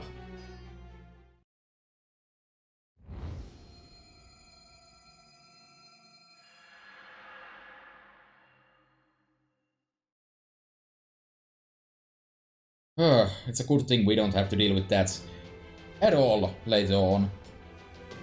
Behold, these are the shining armor and earring given to me by Surya, god of the sun. But know this, once I transform myself into the life's radiance, this gold will no longer be my armor. it will merely be a sign that I am burning bright as the sun, here where you can see it. Kavaja and Gundara.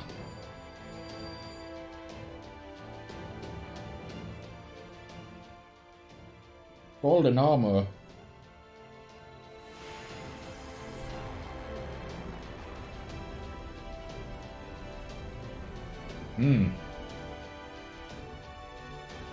He activated his defensive noble phantasm, but even with its protection...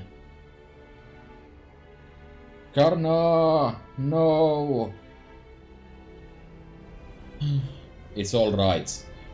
I don't know how I know you, but I know you well. And though I can't explain it, I have every confidence that we will one day meet again.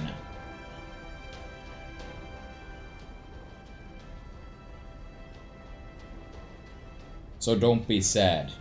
And please, take care of Master for me.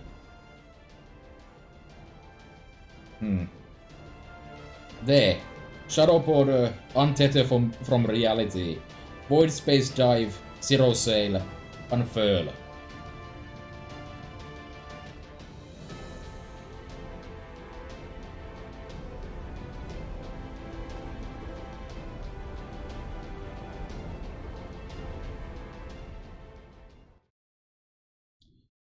So, well, this is kind of a bad situation in it. It's been, what, 2 days and we have lost Nesha and Karna. Hi Karna, you're not here. Nesha, you're not here. Parvati isn't actually here, but fine. The relic called Falsehood. Oh hey, we actually at section 6. Yay for progress. So yeah, this looks like a kind of a bad situation. We have, what, 2 proper servants left? New boy. Did we make it? Good grief. Talk about escaping by the skin of one's teeth. We may have paid a heavy price, but at least we managed to protect what we absolutely needed to. Karna is dead. Gone forever, definitely. Even wearing nigh indestructible armor imbued with the Sun God's power, there's only so much one can do when the very world crumbles away. Truth be told, I'm impressed he lasted as long as he did. That was a feat akin to holding back all the waters of the ocean, or catching a falling star with one's bare hands. There are few heroes in all of history who could have withstood a cataclysm like that, even just for a few seconds. For us, those few seconds were truly the difference between life and death. Karna, hero of benefaction, I salute your strength and devotion. You have my eternal thanks. First Nesha, now Karna. We've barely just gotten here, and we've already lost 2 of our servants. Godolph gets it. As cold-hearted as this may sound, we can't move on if we keep our focus on the past. Let's go over what we've gained as well.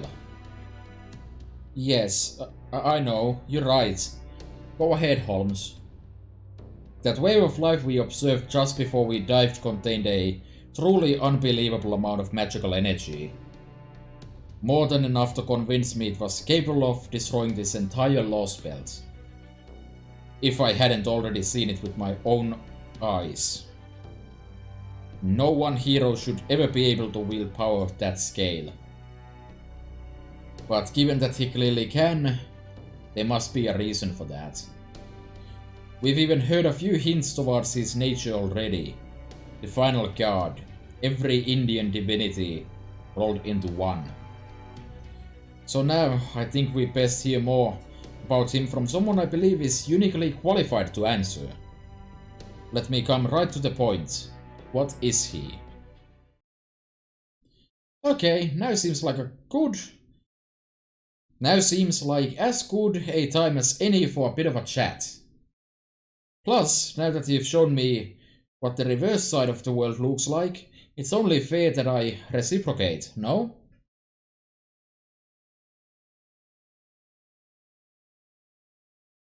The rift between worlds, the inside of nothingness, the gap between heaven and earth, the space outside the universe.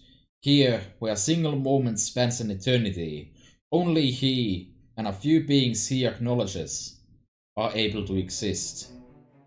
Storage records, organization, complete. Commencing reconstruction.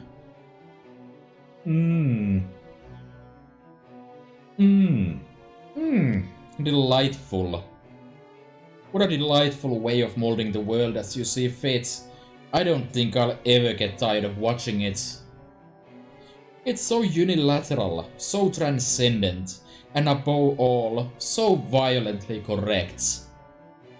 Ah, what a blessing it is to witness it so closely. If you say so.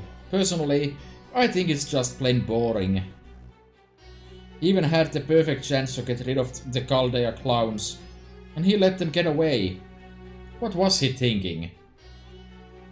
Unnecessary. Defects deleted. Continuing logic absorption and conceptual repairs. Oh my. You really should be more careful, You're lucky he seems not to have heard you this time. If he decides we're defective and unnecessary too, we won't be able to escape the recreation process either. He's a god after all. He gets to make those sorts of judgments. Right now, the Chaldeans are little more than pests to be cleaned up along with the rest of the trash. If he did decide that Rinko and her little gang were truly unnecessary, he would send one of his Lokapala to handle them. It is not our place to say anything, let alone to do so impertinently. No, all we need to do is stand back and merely spectate as he recreates his world into his own perfect little sandcastle. It may be wrong to draw up plans and create molds when it comes to making sandcastles, but as they say, if this is wrong, I don't want to be right. Why doesn't anyone else try their hand at it? The more we repeat the process, the closer we'll get to making the perfect plans and mold. At the rate we're going now, why, I expect it won't be long at all before we get there. Yes, I suppose the sand we're using may get worn and tattered the more we destroy and rebuild. But that is a small price to pay to bring such a grand project to its completion, don't you think? So of course, we will keep going. The foreign guard's disciples consist of 3 alter egos, but this monk is one to be especially wary of. Part of it is that he is very much rotten to the core. But it also couldn't be more obvious that in the end, he's going to cast off the few inhibitions he has, wreck everything in his path, and move on to do it all over again somewhere else. What's with that look? Are you saying I only dislike him because he reminds me of myself? I'm a patient woman, but even I can only take being lumped in with something like that for so long. Why don't you open your mouth and actually say something for once? Is your job really just observing and nothing else?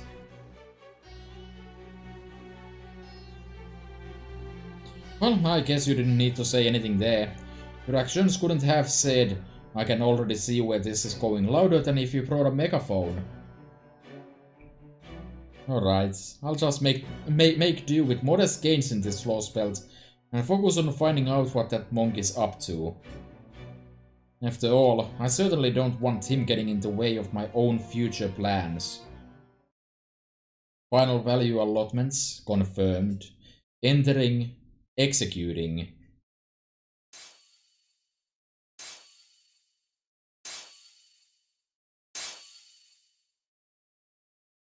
Thus, the world is reborn. Its cycle begins anew. They really like using that effect nowadays, huh?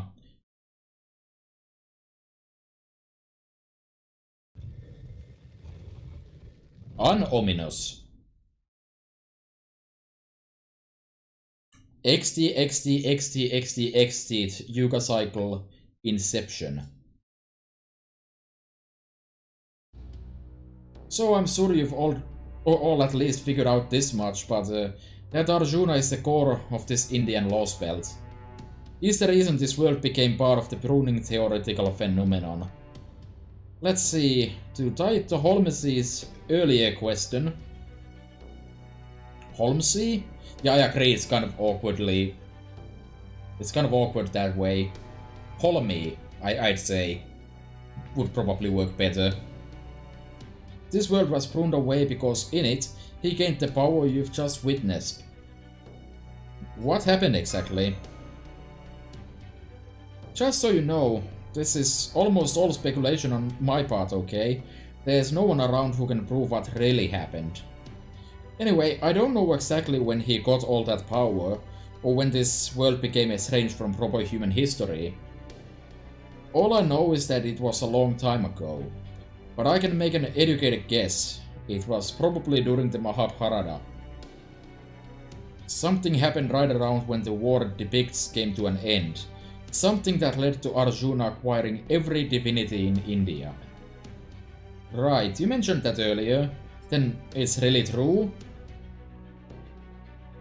It would certainly make a kind of paradoxical sense, given what we've seen thus far. A feat as extraordinary as remaking the entire world simply wouldn't be possible without an equally extraordinary background. But that still doesn't explain how it happened. This is also just speculation, but I think he probably acquired the divinities in phases. In the most plausible explanation I can think of, he probably started by acquiring Vishnu's power, since his closest friend Krishna was one of Vishnu's avatars. What's more, Krishna was said to have one of the strongest connections to Vishnu of all his avatars. Not that I'm saying you weak, of course, Raimi. I am perfectly able to understand the point you are making. Never mind the placations, just keep going.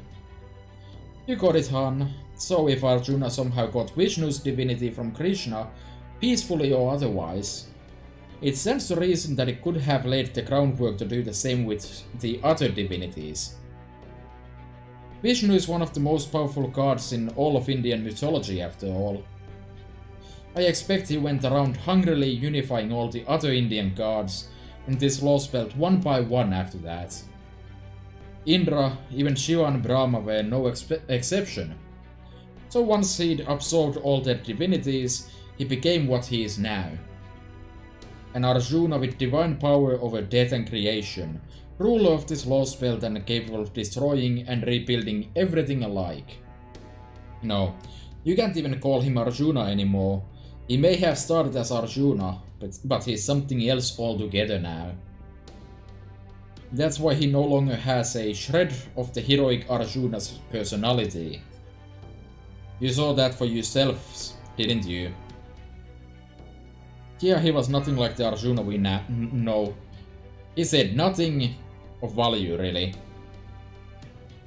Yes, he seemed disconnected, mechanical. Not sure how best to describe it, but it did seem very clear that we won't be able to reason with him. Technically, this would not be the first such entity we've met. If you'll think back to Scandinavia, Sitonai was an amalgamation of 3 divine spirits. But Arjuna would seem to be on another scale altogether, so much so it's hard to believe they're in the same category. At this point, it is all too plausible to accept that he is neither human nor servant, but an entirely new divine conceptual being. Truth be told, I'm surprised he's even able to maintain his form. Alright, so we know what his deal is. Now what about you? What's your game here, Crypto? Me? Why, isn't it obvious? The only thing that's obvious about you is that your face practically screams, "Don't trust me." Well, I never. I'll have you know, I was just trying to keep my embarrassment from showing. But alright, if you need me to explain, I can do that. After becoming a Crypto, I summoned Aswathaman to be my servant. After I was assigned this Indian lost belt, the first thing I did was make contact with his king, Arjuna. Once I learned he was basically a god, I spent my first few months here trying to control him as much as I could. But after that foreign god disciple showed up, Arjuna suddenly started behaving strangely. I guess the disciple must have managed to sway him over to his side. Can you tell us more about this disciple is like? He's a young man who always wears some sort of Japanese outfit. He calls himself a monk, but he's clearly a failed onmyoji. An onmyoji?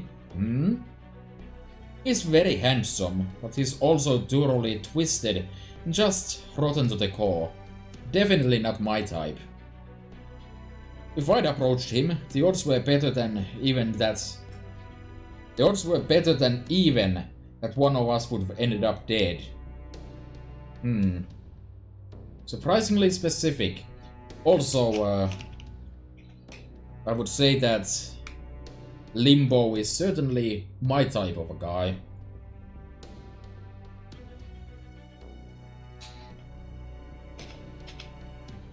And we couldn't have that right, seeing how we both technically on the foreign god's side at all. So I always made sure to keep my distance from him. I never even got a chance to find out his true name. At least we know it isn't Koyanskaya, and it sounds like he's not Father Kotomine Rasputin either. Oh, I am fond of Koyanskaya. She may be evil, but she's a pure sort of evil. You know how she can cross between lost belts as she pleases, right? So I see her every now and then. But I haven't gotten a read on her. It's like she doesn't respect the foreign god despite being an alter ego. But anyway, Koyanskaya doesn't have anything to do with Arjuna. Basically, thanks to the other alter ego, the male disciple, Arjuna started taking a much heavier hand to his world than he ever had before. After that, it sounds like they needed more pawns for running errands and such. So he went and took my contract with Aswathaman, all because he just happened to be close by. And just like that, Aswathaman was his and there was nothing I could do. A lot of good being a crypto did me, right? At that point, all I could do was laugh at how absurd it all was. What? He just took your contract from you? Thinking back on it now, I shouldn't be surprised, considering just how powerful a god he is. I just didn't really get how powerful until he was using that power on me. Then, to top it all off, he went and summoned a few more servants all on his own. I don't know if he figured out how by studying Aswathaman or if the disciple told him, but I guess it doesn't matter. The point is, once he had more servants on his side, I knew I had zero chance of taking Aswathaman back. I got the impression that Aswathaman used to be your servant based on our earlier conversation. What I really want to know is, what happened after that? After that, I ran away as fast as my legs could carry me. Of course, I didn't want to die for nothing after all. That's really all it comes down to with me. But don't you cryptos have a duty to grow your lost belts? Isn't that how you're supposed to determine which one is truly worthy to rule? Well, sure, but with this India, or rather, the Arjuna there, that's just not going to happen. Honestly, I knew it was pointless almost as soon as I got here. Easy to see this world is a dead end, and nothing I can do about that. So I gave up on my responsibilities to grow this world's tree of emptiness. I mean, who cares who the king of the world is if you're not alive to see it? Yoshdari has probably already figured out that my lost belt's a lost cause. In David's case, I'm not sure. I wish he would show at least a little interest in it, but oh well. Oh, that reminds me. I heard you had run-ins with Kadokov, Fili and Nakuta. Well, if you're not going to make this personal, I won't either. Besides, I can't go around avenging my comrades or talking about Crypto's pride with things as they are right now, can I? So you're refusing to comment on the cryptos, is that it? And as long as we don't bring up the cryptos ourselves, you won't oppose us as one. Is that what you're saying? Take it however you like, but just knowing that Ringo spot Kadok and Buridophilia, well, that's more than enough reason for me to want to avoid fighting her if I can. I noticed you didn't mention Akuta Hinagote. What about her? Oh, Akuta's a special case. I mean, she wasn't even human, right? She was never on anyone's side but her own to begin with, so I don't see any reason to avenge her. You knew Akuta Hinago was a true ancestor? Akuta did a good job keeping her cards close to her chest, but I've always had a good nose for that sort of thing. I knew the instant I arrived at Chaldea that she wasn't actually human. What did you mean when you said this world is a dead end? Oh yes, that's the last thing I need to tell you about. Arjuna uses his power to destroy and recreate the world over and over, cycling it through periods called yugas. I'll spare you the details for now, but while they are similar in some ways to India's original conception of yugas, they ultimately diverge pretty wildly. We have a couple of problems. First, he is gradually going through the yugas faster and faster. Then there's one of the things he does as he completes each cycle. Something he does when he remakes heaven and earth in between yuga cycles. We have already been informed about something along those lines, namely the judgment Asha told us about. I can infer what that judgment entails thanks to her telling us it involves everyone dying and coming back to life.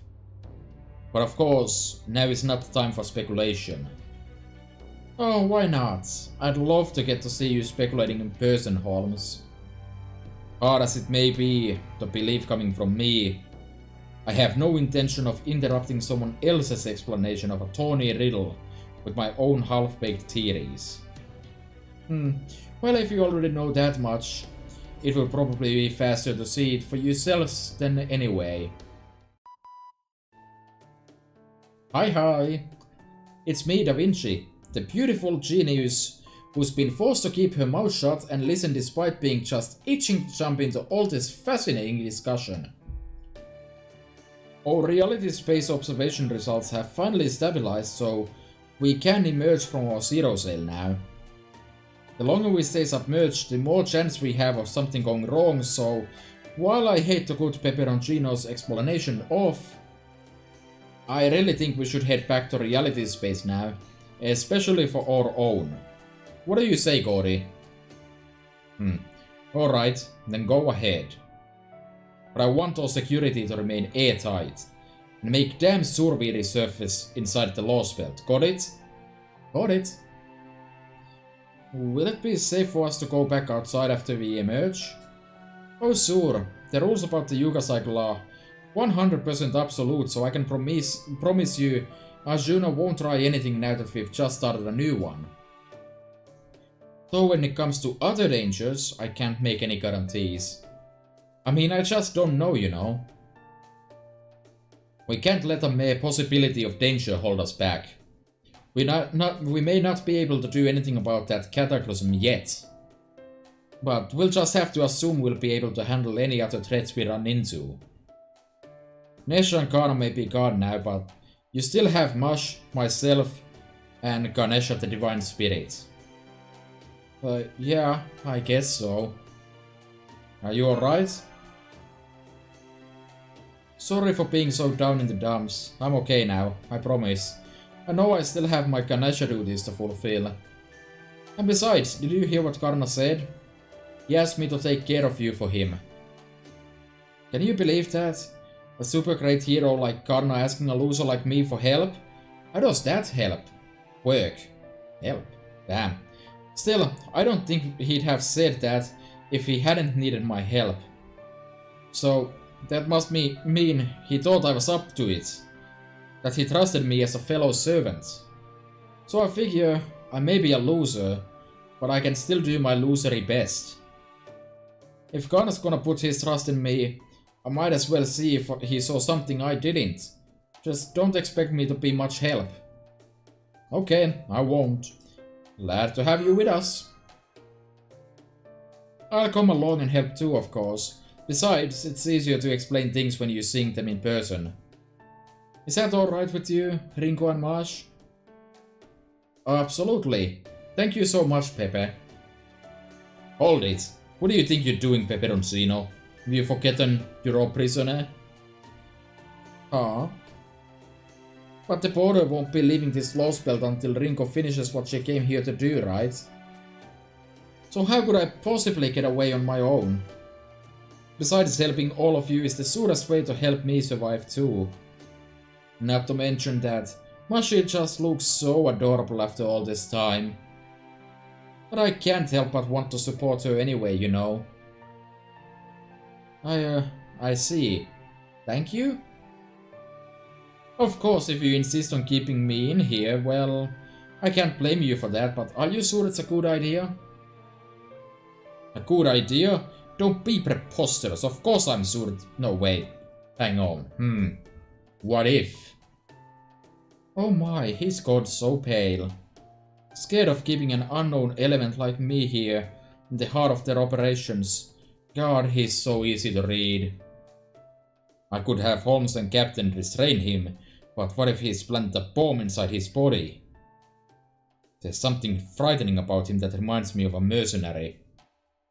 May have said he only wants to survive, but he's obviously not the least bit frightened about dying.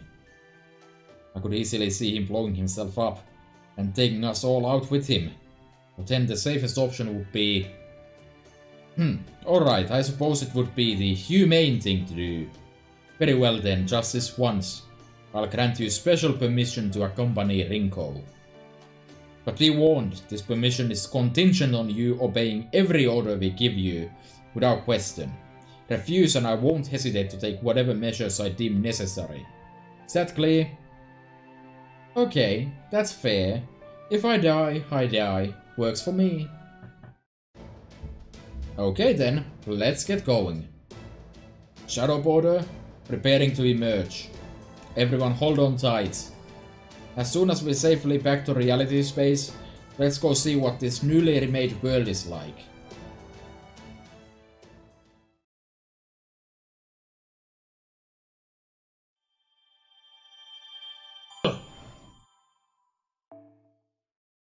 What? No rewards? At all? Alright, it's looking a bit better.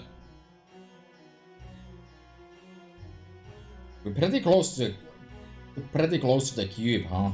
I guess we should probably pay a visit to that. Would make sense to me. Return to paradise, the shape of evil to be cut off. More no battles, huh? Section 7.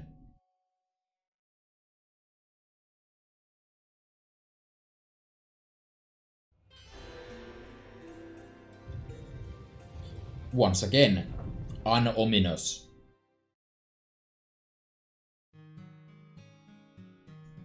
I experienced the Kali Yuga ending several times after Aswathaman was taken from me. I felt the light of creation wrapping me in a tight embrace, just as powerless to do anything as the people absorbed in their worthless prayers. As long as the god of this world doesn't consider you defective, at least there's no pain. You don't feel it. The light just keeps getting brighter, blinding you and even numbing you to the passage of time. The next thing you know, you're right back where you started, only everything around you's been changed. I don't know what the locals make of that experience, but it was awful enough to almost make me vomit. I'd rather stick my head inside a festering dead body, or kiss a pile of excrement from a prison cell without plumbing. Those options might be revolting, but at least I wouldn't have to be so frightened. So while I hate to admit it, when the light finally subsided, and I found myself standing there, I would be relieved that I had avoided being taken away. But it was never long after that my relief turned to worry, to the point that I could barely think straight. Maybe I just got lucky this time.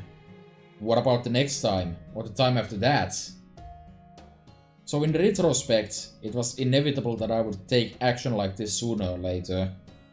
This time, I managed to avoid the light by escaping to the reverse side of the world, so I thought I might feel differently now, but surprisingly, nothing changed. Upon laying eyes on the new world of this cycle, I felt the same things as always, loathing and discomfort. To use more contemporary slang, I just can't even with this world. I guess its guard bothers me even more than I expected. In many ways, it's a perfect world. And yet, it's also just unbearable.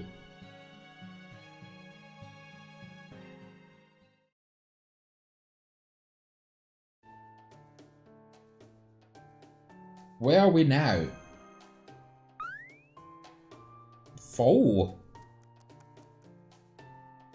The air smells sweet. There's water and flowers everywhere you look, and there's a calm and gentle breeze. What is this place? Wanna know what the most surprising part is? You're standing in almost the same spot we Zero sailed from.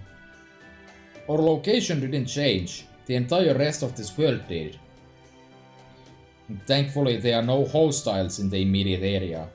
Let's begin by paying another visit to the town of Pichu. Is something wrong, Pepe? You look kind of angry. What's that? You're jealous of how soft and smooth my skin is? Why, it's all in the upkeep, hon. Unlike Miss Never-Changing Akuta, I actually have to work to make sure I look this good. Go on, feel how supple my cheeks are for yourself. They're my pride and joy, you know. Art. That's okay. Oh silly, there's no need to be shy. But anywho, going to visit that town next sounds just dandy. The topography and plant life changes that come with a new Yuga are all just surface level details. The thing that changed the most after what Arjuna did will have been the people. Okay, let's go check out the town. Understood, but make sure to keep the border's location in mind at all times from now, Ringo. I don't want us to ever have to run for our lives like that again if we can help it.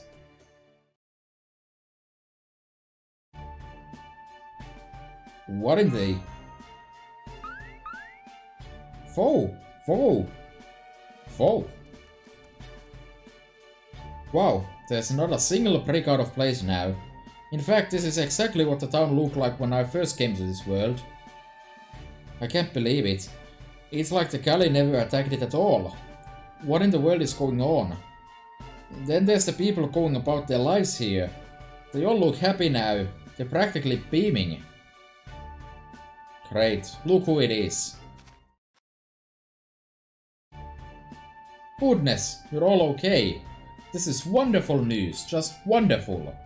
This truly must be the God's will. All is right with the world once again. Oh no, that isn't quite right, is it? First, I owe you an apology. No matter how dire the circumstances were at the time, I should never have spoken to you like that. I know it won't be enough to truly make amends, but I'll be including all of you in my prayers from now on. I only ask that you please not hold what I said against the people of this lovely town. What? Yesterday he wanted to run us out of town, now he's all happy to see us. Oh. He really is sorry. It's not just saying it. Didn't you say we were godless heretics you want nothing to do with? Don't be ridiculous, the fact that you're here now is proof you overcame the last Yuga's difficulties with us. That makes you all one of us now. You're our friends, our family. And not only that, today is the blessed first day of Krita Yuga, the Yuga of Peace. Are you hungry? If you like, you're welcome to come and eat with me at my mansion. Or would you prefer some fine ornaments for the young ladies? We also have plenty of beautiful flowers. We kind of want to explore the town, so... I see. Well, that's a pity. I was hoping to introduce you to the rest of the townspeople. Oh, by the way, that mansion over there is my house. I'm afraid it ended up that big on account of my being mayor. It's very embarrassing living somewhere as ostentatious as that. But it is not without meaning. Please feel free to come visit whenever you have the time. You'll always be welcome in my home. Good day then. What the heck? Never seen someone go from a jerkwad to sweetheart in no time flat like that. He seemed elated. It's probably because Kurta Yuga is the Yuga of happiness. Tends to make most of the locals friendly and kind-hearted. Though of course I'm sure there are exceptions. Tch, you guys again. Oh, Master, it's Ajay. He doesn't seem any different now than he did before. I'm not judging either way, I'm just surprised how simply hearing him click his tongue again has made me feel so relieved. And then there's... Ah, it's you guys! This is such a surprise! So you made it to the new Yuga, huh? That's great! Yes, it wasn't easy, but we did make it. I'm glad to see you're okay too, Asha. I sure am. I prayed extra hard, so I didn't get hurt at all. I see. That's wonderful. Oh, but speaking of hurt, is your dog, Vihan, okay? He hurt his leg before Kali Yuga, right? I don't see him with you. Huh? Who's Vihan?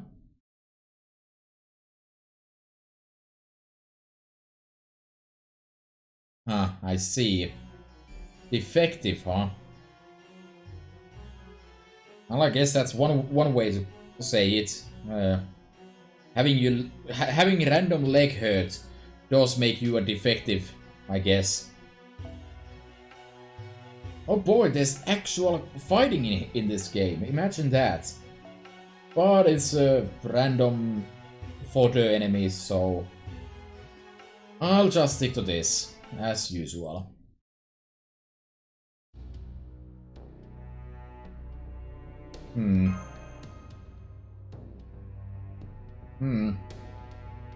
Bow? Alright, it should be safe to discuss this now that we've come this far. What is the meaning of this? This world runs on the Yuga cycle, but needless to say, these aren't proper Yugas. A real Krita Yuga, or such a Yuga depending on who you ask, is supposed to last for 4,800 years.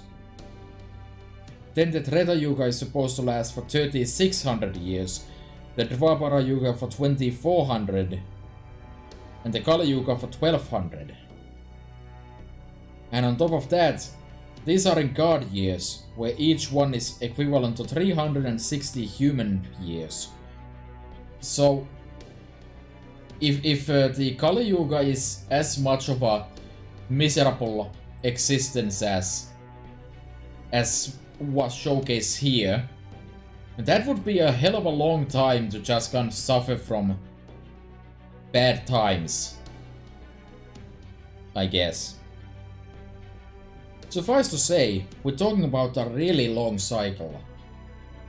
Whereas in this world, it would seem the only ratios have been preserved, given that each Yuga is apparently 4, 3, 2 and 1 day long respectively. That's right, but the people I've talked to here said things went always like this.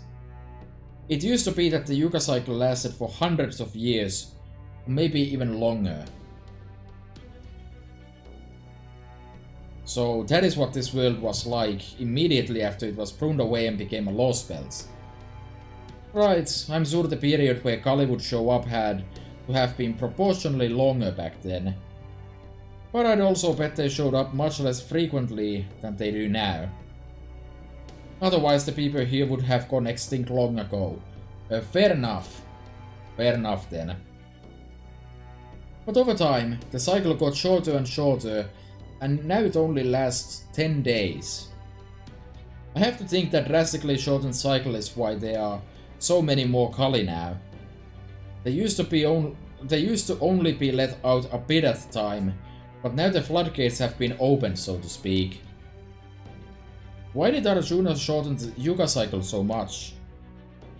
Part of it is thanks to that disciple pouring poison in his ear, like I said earlier.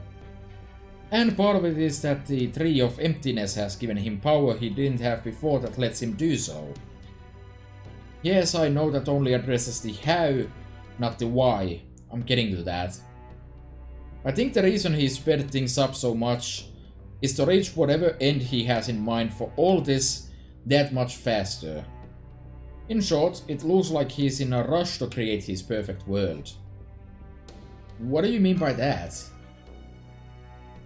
Okay, now I can finally answer the question that's been plaguing all of you. What exactly happened earlier? The answer is that it's something unique Arjuna does. Something that isn't meant to happen in a normal Yuga. Whenever one of these shortened Yuga cycles comes to an end, he purges everything he considers defective and unnecessary from this world. He believes that by repeating that process over and over, he'll eventually arrive at a perfect world devoid of anything it shouldn't have, or as he thinks of it, evil. Damn, that's one hell of a destination. I see. So this purging must include living things, not just inanimate objects. Right, and as far as I can tell, when a living thing is purged, it's like it never even existed. So that's what happened to the poor dog that couldn't run after breaking its leg. I can't believe it. Asha loved that dog more than anything, and now she doesn't even remember him. Yeah, that's harsh. It happens to anyone who's unlucky enough to be killed by a Kali too. That's a sort of disqualifying offense.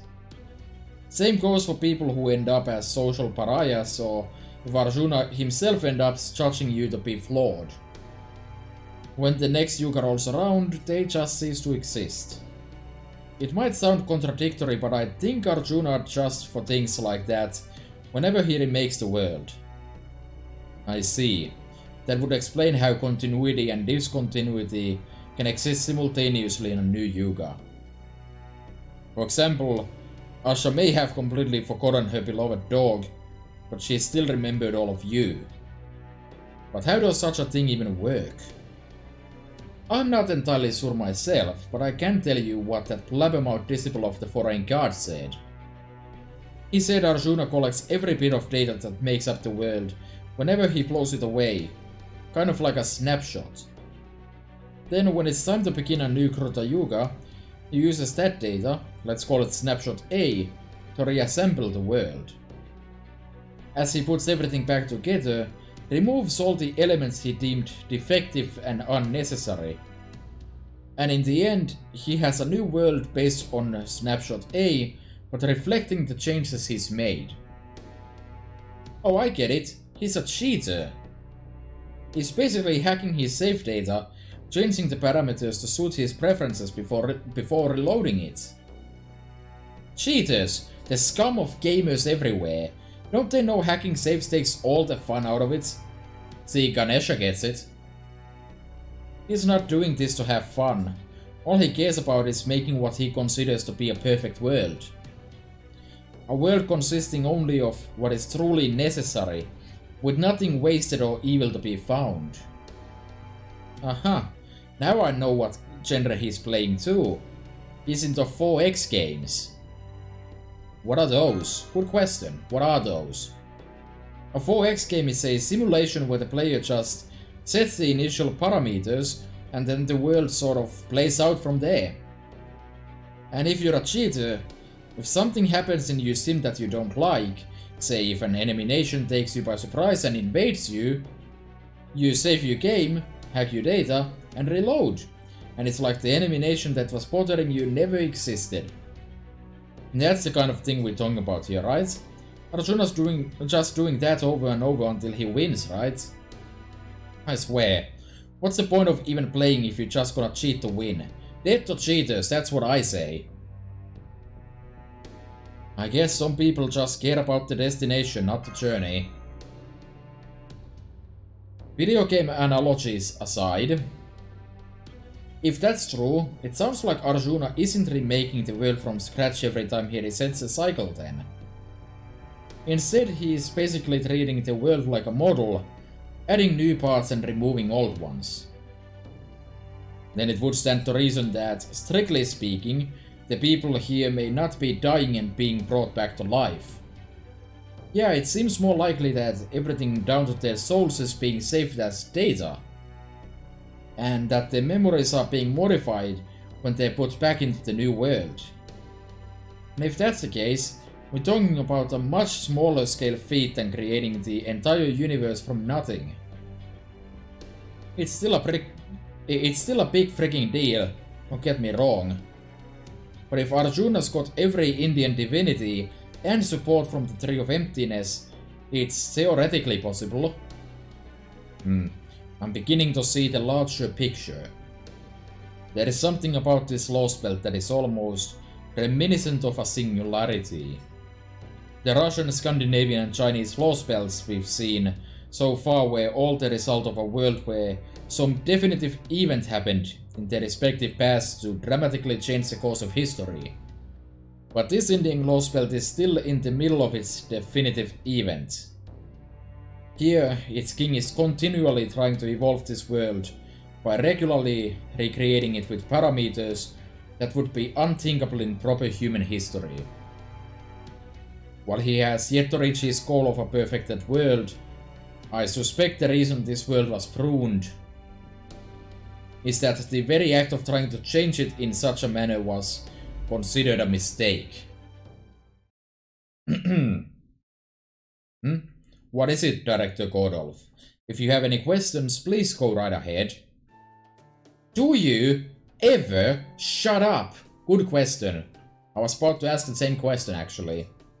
I don't mind you explaining things, but I insist you do so concisely in a report I can read at my leisure.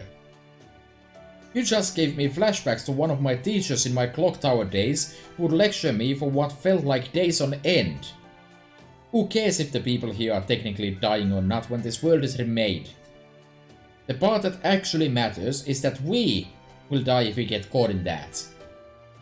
I suppose you do have a point. Of course I do.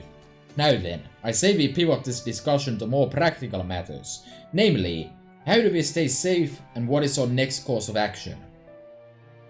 You there, Peperoncino. It's only by my good graces that you're running around outside instead of being confined in the border under lock and key. Now repay the favor by telling us something we can use, damn it. Something you can use? Well, I guess I can think of one thing.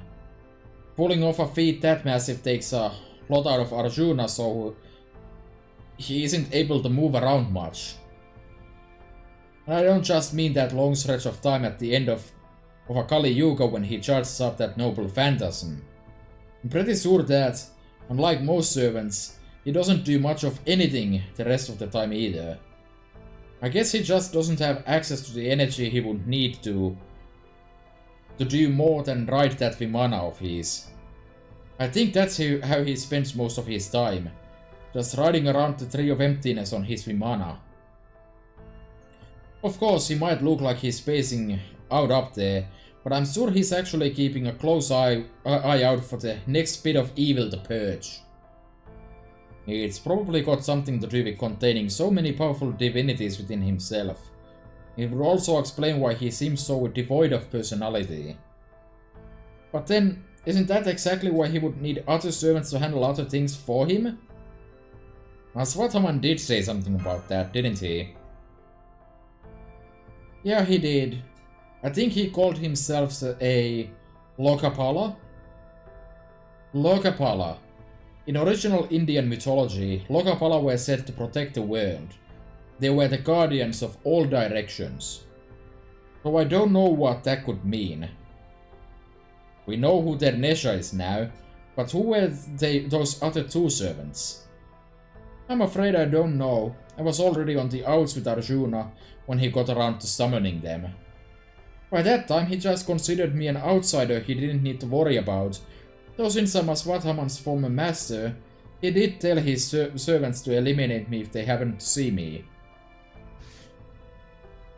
Given that I know exactly who these servants are, obviously, it's not like that's a big secret or anything at this point. I'm actually surprised that one of them was summoned and not sent from elsewhere.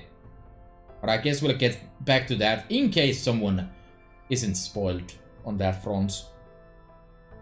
So first to say, I have no idea what their true names are, though I get the feeling they're an archer and a caster. Correct? I think I could make an educated guess, but there's no point in speculation at this point. We need solid info. How about you do make an educated guess? Just humor us a bit. Well, this seems like a good time to tell you that those servants are not the only enemies we face here. They are also the sacred beasts, the mystical creatures the people here refer to as the agents of God. Oh, those? The primitive guardian beasts Arjuna made to counteract the Kali. They manifest naturally. And since there are almost no Kali during the peaceful Krita Yuga, the beasts are supposed to just wander around like normal animals. Holmes, what did you mean by this seems like a good time?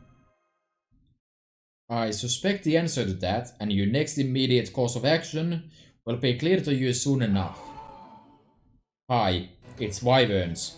Sacred beasts?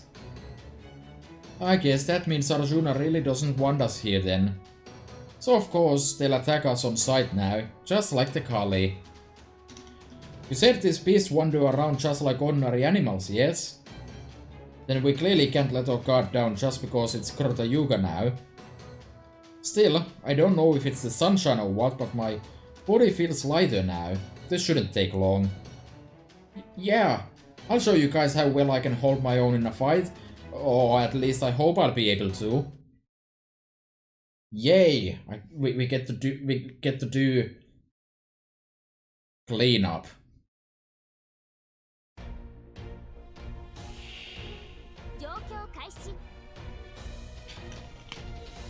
Warm water. Not very pleasant.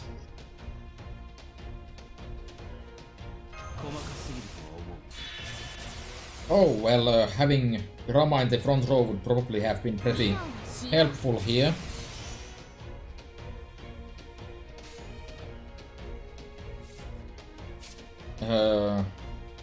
Alright, now we have Yuga of Peace.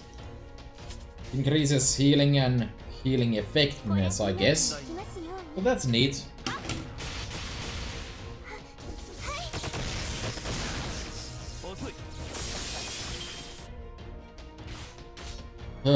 So first of all we need to deal with the Uchashishravas. Lovely as usual. Unfortunately I don't have enough MP there.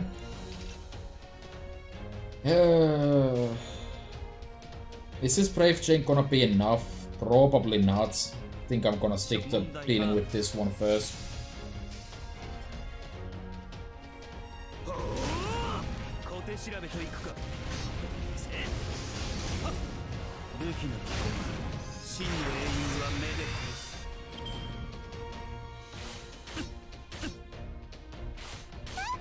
Alright, I have the NP ready. That's nice. I guess an extra Brave Chain goes just fine.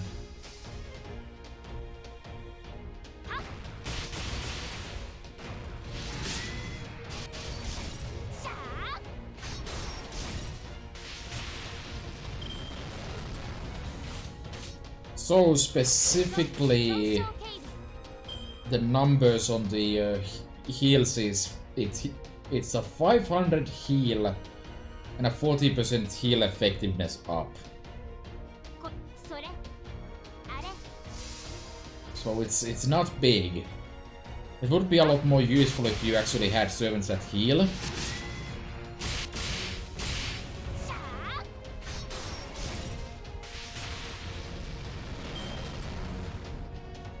Alright, wave 2. And here we have something new. We have Saramas. Well, let's throw out some big damage, I guess.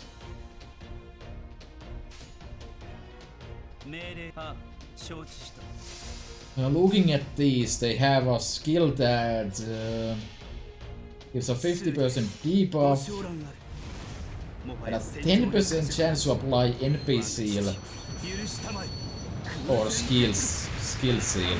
Huh. The NP is a 50% defense up 1 turn and go figure, super effective damage against evil alignment. Now it makes perfect sense though.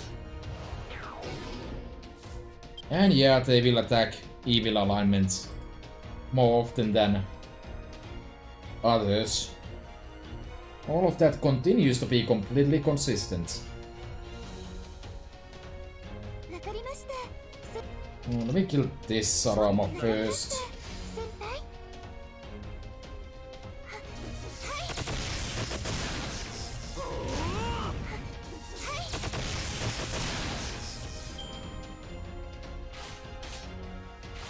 Okay. Well, I really don't want to end up taking a Noble Phantasm to the face, so... However, I can do this, I guess. Blessing of the Goddess on Nesha, then activate the skills and decrease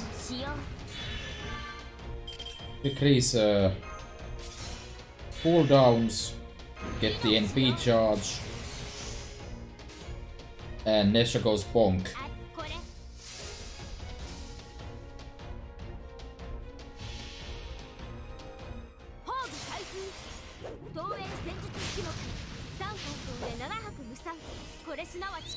Let's hope this is enough.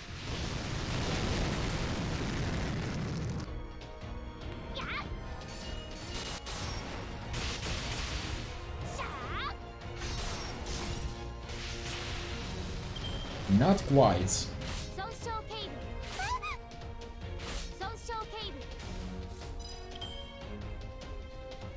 Huh, I kind of expected to be getting buffs from Pepe as well. But I guess that was not in the cards. Alright, cleanup complete.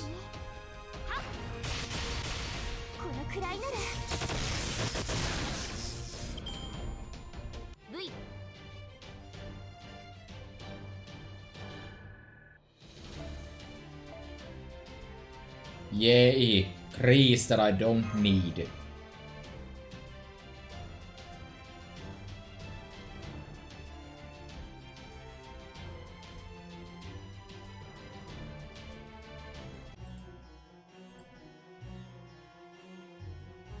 Alright, and we're right back into no battles.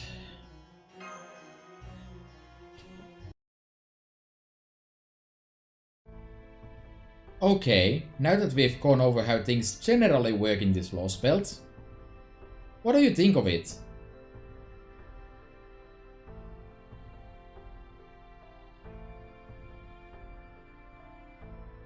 I think it's kind of a hellhole on Earth. Not even the part where they don't get to reincarnate if they're considered evil.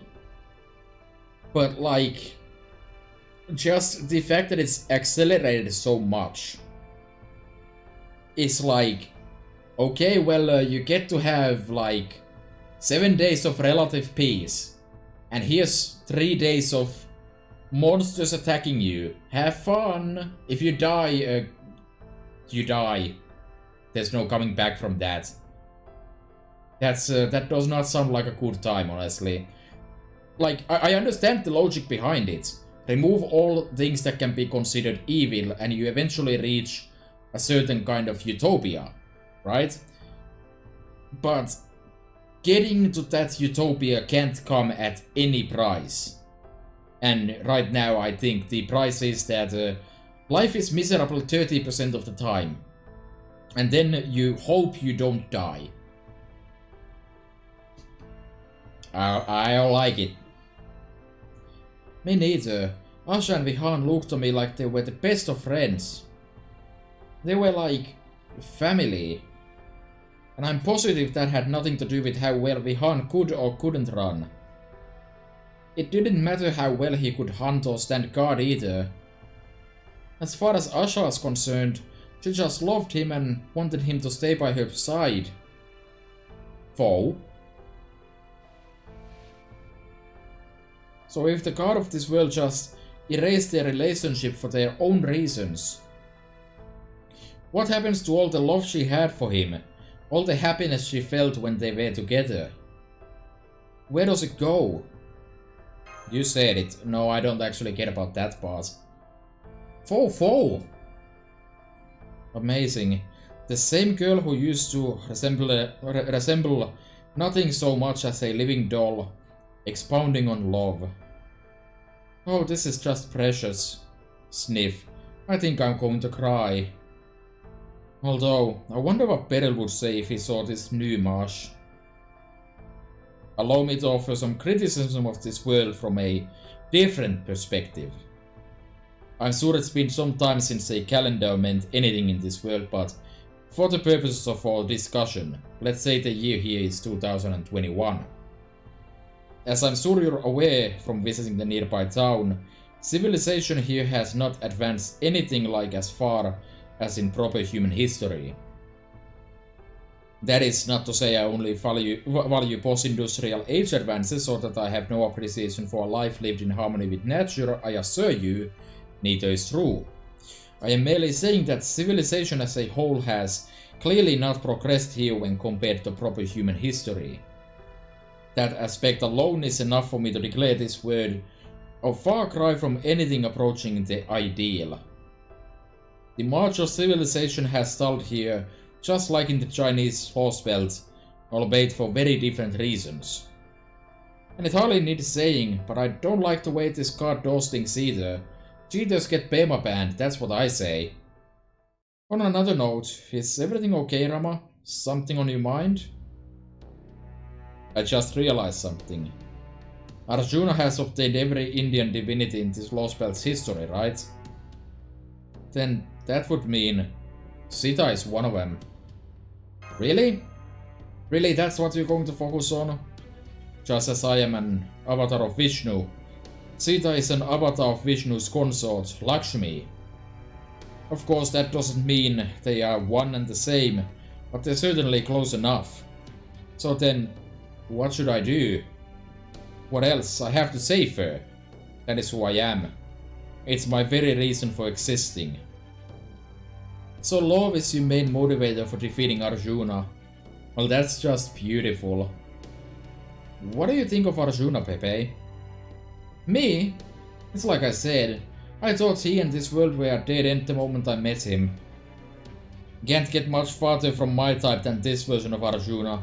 He might be a pretty face, but that soul of his is ugly as sin. Master, there may not be any need for me to say this, but please let me say it again anyway. Pepe is a good person. I believe we can trust him, and I think we should work together with him on this. Looks like we're both on the same page, Marsh. Oh, that's sweet, Heart. Thanks, you too. Nonetheless, the fact remains that you are a crypter. Are you truly about to let your assigned Lost Belt be destroyed? What will you say to the others? Why, I'll just say, I did my best, but it wasn't good enough. Oopsie. I don't want to get on their bad side either. I'm just going with the flow here. Well, I trust you even less now. If you're so easygoing, why did you join the cryptors in the first place? You could have just turned them down from the start. Well, that was a cruel thing to say. Huh?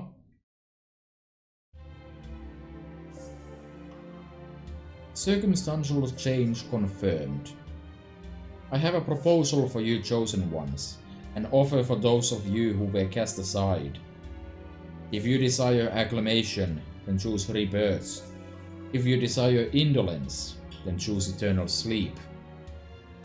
It makes no difference to a god. I didn't want to have to tell you this, but we didn't have any choice. towing the coffins might not sound like a big deal, but it's basically like recovering dead bodies. We were all dead in there. We were never going to wake up from that darkness. But then the foreign guard came and told us, you may live on as a cryptor or die as a master. And that was that. Honestly, I still don't know who or what this foreign guard is. Kirstaria seems like he does, but he's not one to talk. All I know is, in exchange for being given new life, we were to be thrown out into this newly wiped clean world, and put in charge of growing our respective law spells, Tree of Emptiness. Of course I know we betrayed all of mankind when we chose to leave our coffins as cryptors, so I'm not under any illusion that we're the real victims here. I'll even admit that I thought this game to see who'll get to be king of the world sounded fun. Whatever will be, you know. If an old monk friend of mine were here now, he'd probably say something like, you guys were just unlucky. Still, there's nothing to be gained from cursing your fate. Besides, I was already getting bored with it. So I'm just going to do the best I can and try not to throw my life away for nothing. I'm not going to sell out my fellow cryptors, and I have no desire to fight all of you to the death either. And since that works out for both of us, isn't that good enough for now? Then, does that mean nobody on Team A willingly chose to side with the foreign guard? I don't know about all of us, but me, Gadok and Ophelius who didn't. Oh wait, I guess Ophelia's an exception. She sought to become a cryptor for her own, very personal reasons. Then, please, just tell me one thing. Where does the name Cryptos come from? Is it a code name for something? Did the foreign guard give it to you? No way, you're really bringing that up now? Oh, right, I just remembered. You never knew this, did you, Mashi? Now it all makes sense. The name Cryptos comes from Director Marisbury. It was the title he gave to the special masters who were chosen for Team A. Oh. Is that so?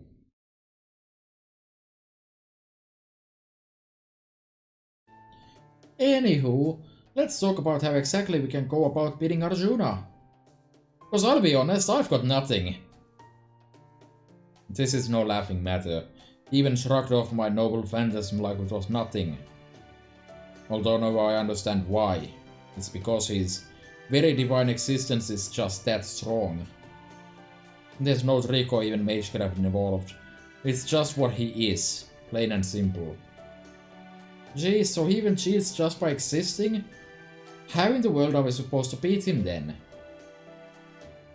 Honestly, you're in much worse shape to fight him now that Karni is out of the picture. I just don't see how Ganesha there could ever fill his shoes no matter how hard she tries. Hey, you don't have to rub it in. Believe me, I'm well aware. I say we go look for Ganesha number 2. True, there could well be another rogue servant here. If we could find them and win them over, it would be the fastest and surest way of bolstering our ranks. That would be great, but it is a big if. Well, if there's anyone else like Ganesha around here, there's a good chance someone in town might now know about them. Why don't we head back to Pichu again and see what we can find out? Sounds good to me. Then what are we waiting for? Like they say, no road is long with good company, and it's best to make hay while the sun shines. Don't worry about a thing. I'll make sure we never run out of things to talk about on the way. I can't say that was actually a concern.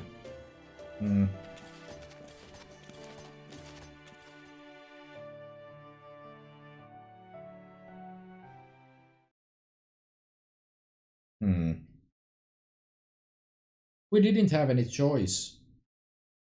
Good flashback. That's right. I'd forgotten that. Everyone had their reasons for making the choices they did. That's why things ended up like this.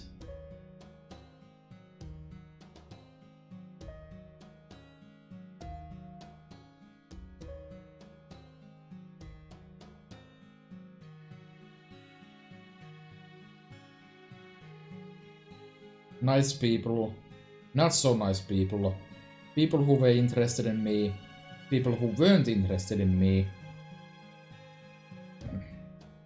I know everyone on Team A. I'd forgotten I knew that. Only just remembered that there were also people who lived in Chaldea.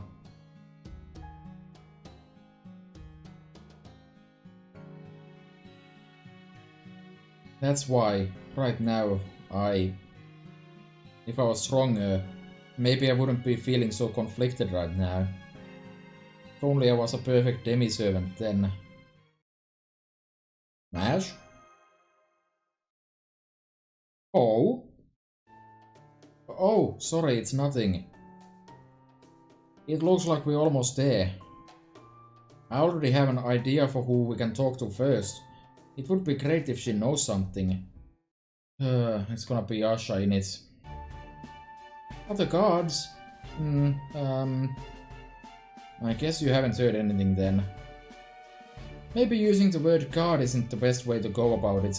It might be better to take a different approach. Yeah, I'm certainly still going. Not for too long though. I think I have about half an hour. Actually, is this the... I think I'm gonna finish up chapter 7 here and then I'll be done. Looking for someone who is very much out of place in this world. In other words, someone who finds this place as wrong as we do.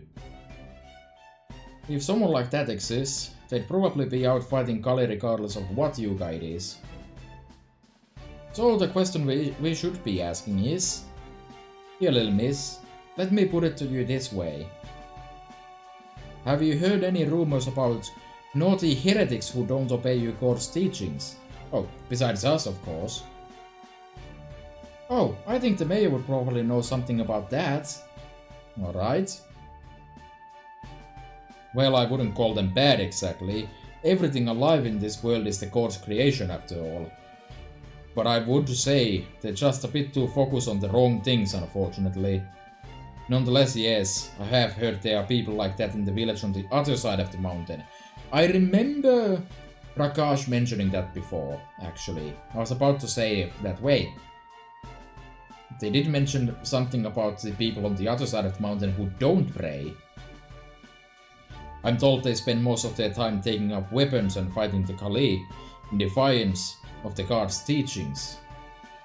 They certainly do things differently than we do in Bichu, except we accept God's trials with piety and grace.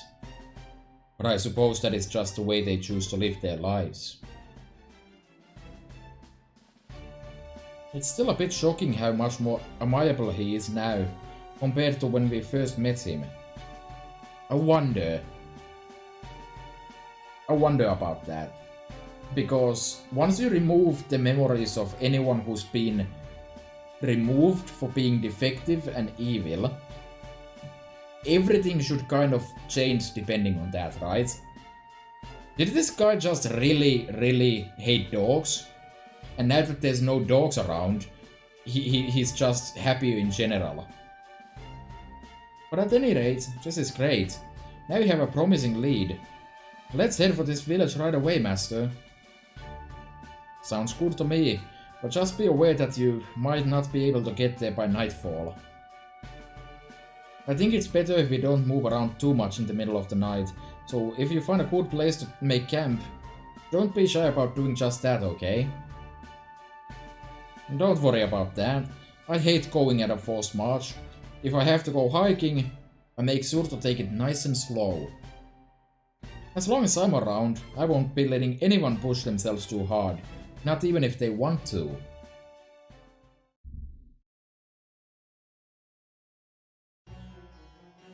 Alright. What's that? Okay, so that's the other village. I don't really see a mountain between those, but sure. Whatever you say, champ. Alright, let's do this one last node and then I guess I'll be done for the day. Z. We'll be heading back out at dawn, Pepe. Are you sure you don't need to get some sleep? What about you, Mashi? You still standing watch this late? I'm a demi-servant, so I'm fine going without sleep for a while. Funny how you're okay without sleep, but the Divine Spirit servant over there apparently can't get enough. Well, that's okay. This works out nicely for me. Mind if I stand watch with you for a while? Oh, no, that's fine with me. That was only a pretense, of course. I was actually just waiting for a good chance to ask you this. Did you get a chance to talk to Ophelia? Yes, I did. We didn't have a lot of time, but I still feel like we said a lot. Much more than we ever expressed to each other in Chaldea. I'm glad to hear that. She always did want to have a good heart-to-heart with you, I could tell. So, what do you talk about? Well, one of our topics was romance.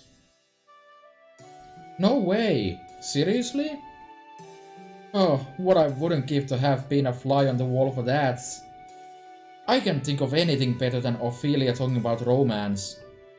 I can just imagine the three of us chatting over a nice cup of tea, hours passing in the blink of an eye. Do you know what happened to everyone, Pepe? I heard what happened from Kirchari and the others, yes. But those are just boring old facts. That's not what I really want to know. That's why I want to ask you about them directly. I see. I don't think there's anything I need to keep secret, so I'm happy to answer any questions you have. Even though I'm a crypto, even though I'm your enemy. Yes, I remembered that, despite everything that's happened, we were still both members of Team A. And that hasn't changed just because you're a crypto now too. I see. Well, thank you. And then we don't get to see that because that would be a flashback, I guess. I'm sure Karok, Ophelia and Akuta are frustrated by how things turned out, but I doubt they have any regrets. Well, Akuta might have several regrets because after she died, I took the chance to just kind of summon her to Chaldea. And I don't have her husband in here, unfortunately. So, I can only imagine it's complete and utter misery then. So they all fought bravely, huh? And here I am, just pathetically doing whatever I can to survive. I don't think that's anything you need to feel bad about. Hey, I'm still on the crypto side, I can't help but be frustrated too. No matter how hard it is to survive, I still find myself thinking there might have been a better way to end things. Oh, I'm sorry. I didn't mean to bring down the mood. If things don't go the way... If things don't go your way, even after you've struggled as much as you can, the only choice is to give up and move on. Just had to come to terms with that again. That's just my lot in life, I'm afraid. Nothing I do ever quite seems to work out. Really?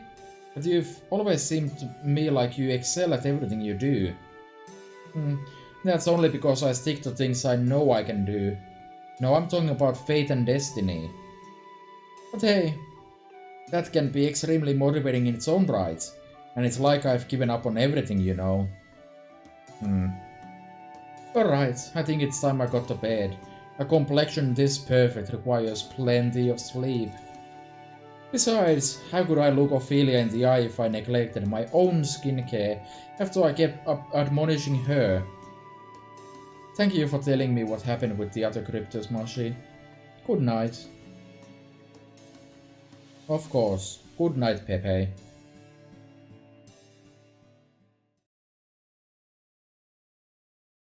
Oh, that's the end, huh?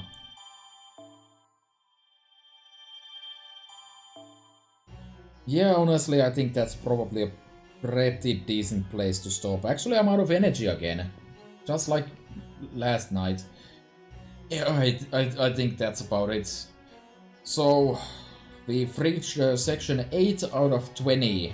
Not including the prologue, which would be the 21st. And I've been staring at Chinako for a good while now, and I shouldn't be doing this, but I'm going to do it anyways. I'm just going to go and throw a singular 10 roll at this just at the end of the stream. It's not like anyone's going to notice. So, you know, sue me, I guess. 1 10 roll, let's go. Let's go. Give me cash money. Give me the good stuff.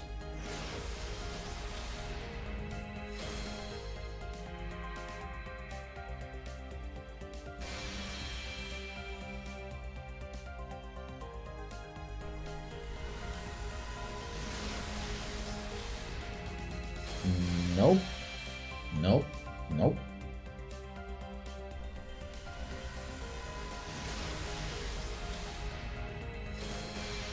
Nah.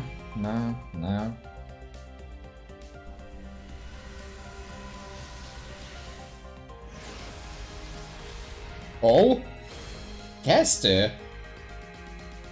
Cersei, what are you doing here? That's not what I wanted. At least give me Lakshmi Bai instead. Wonder where Cersei is at. Like, MP4, I think?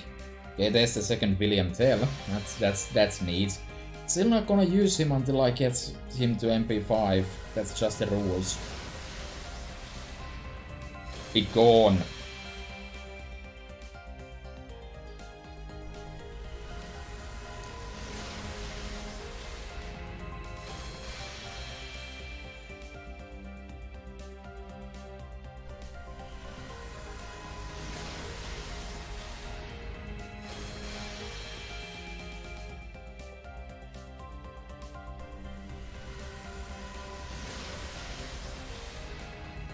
Ooh, that's the new 4-star CE. The Hulier.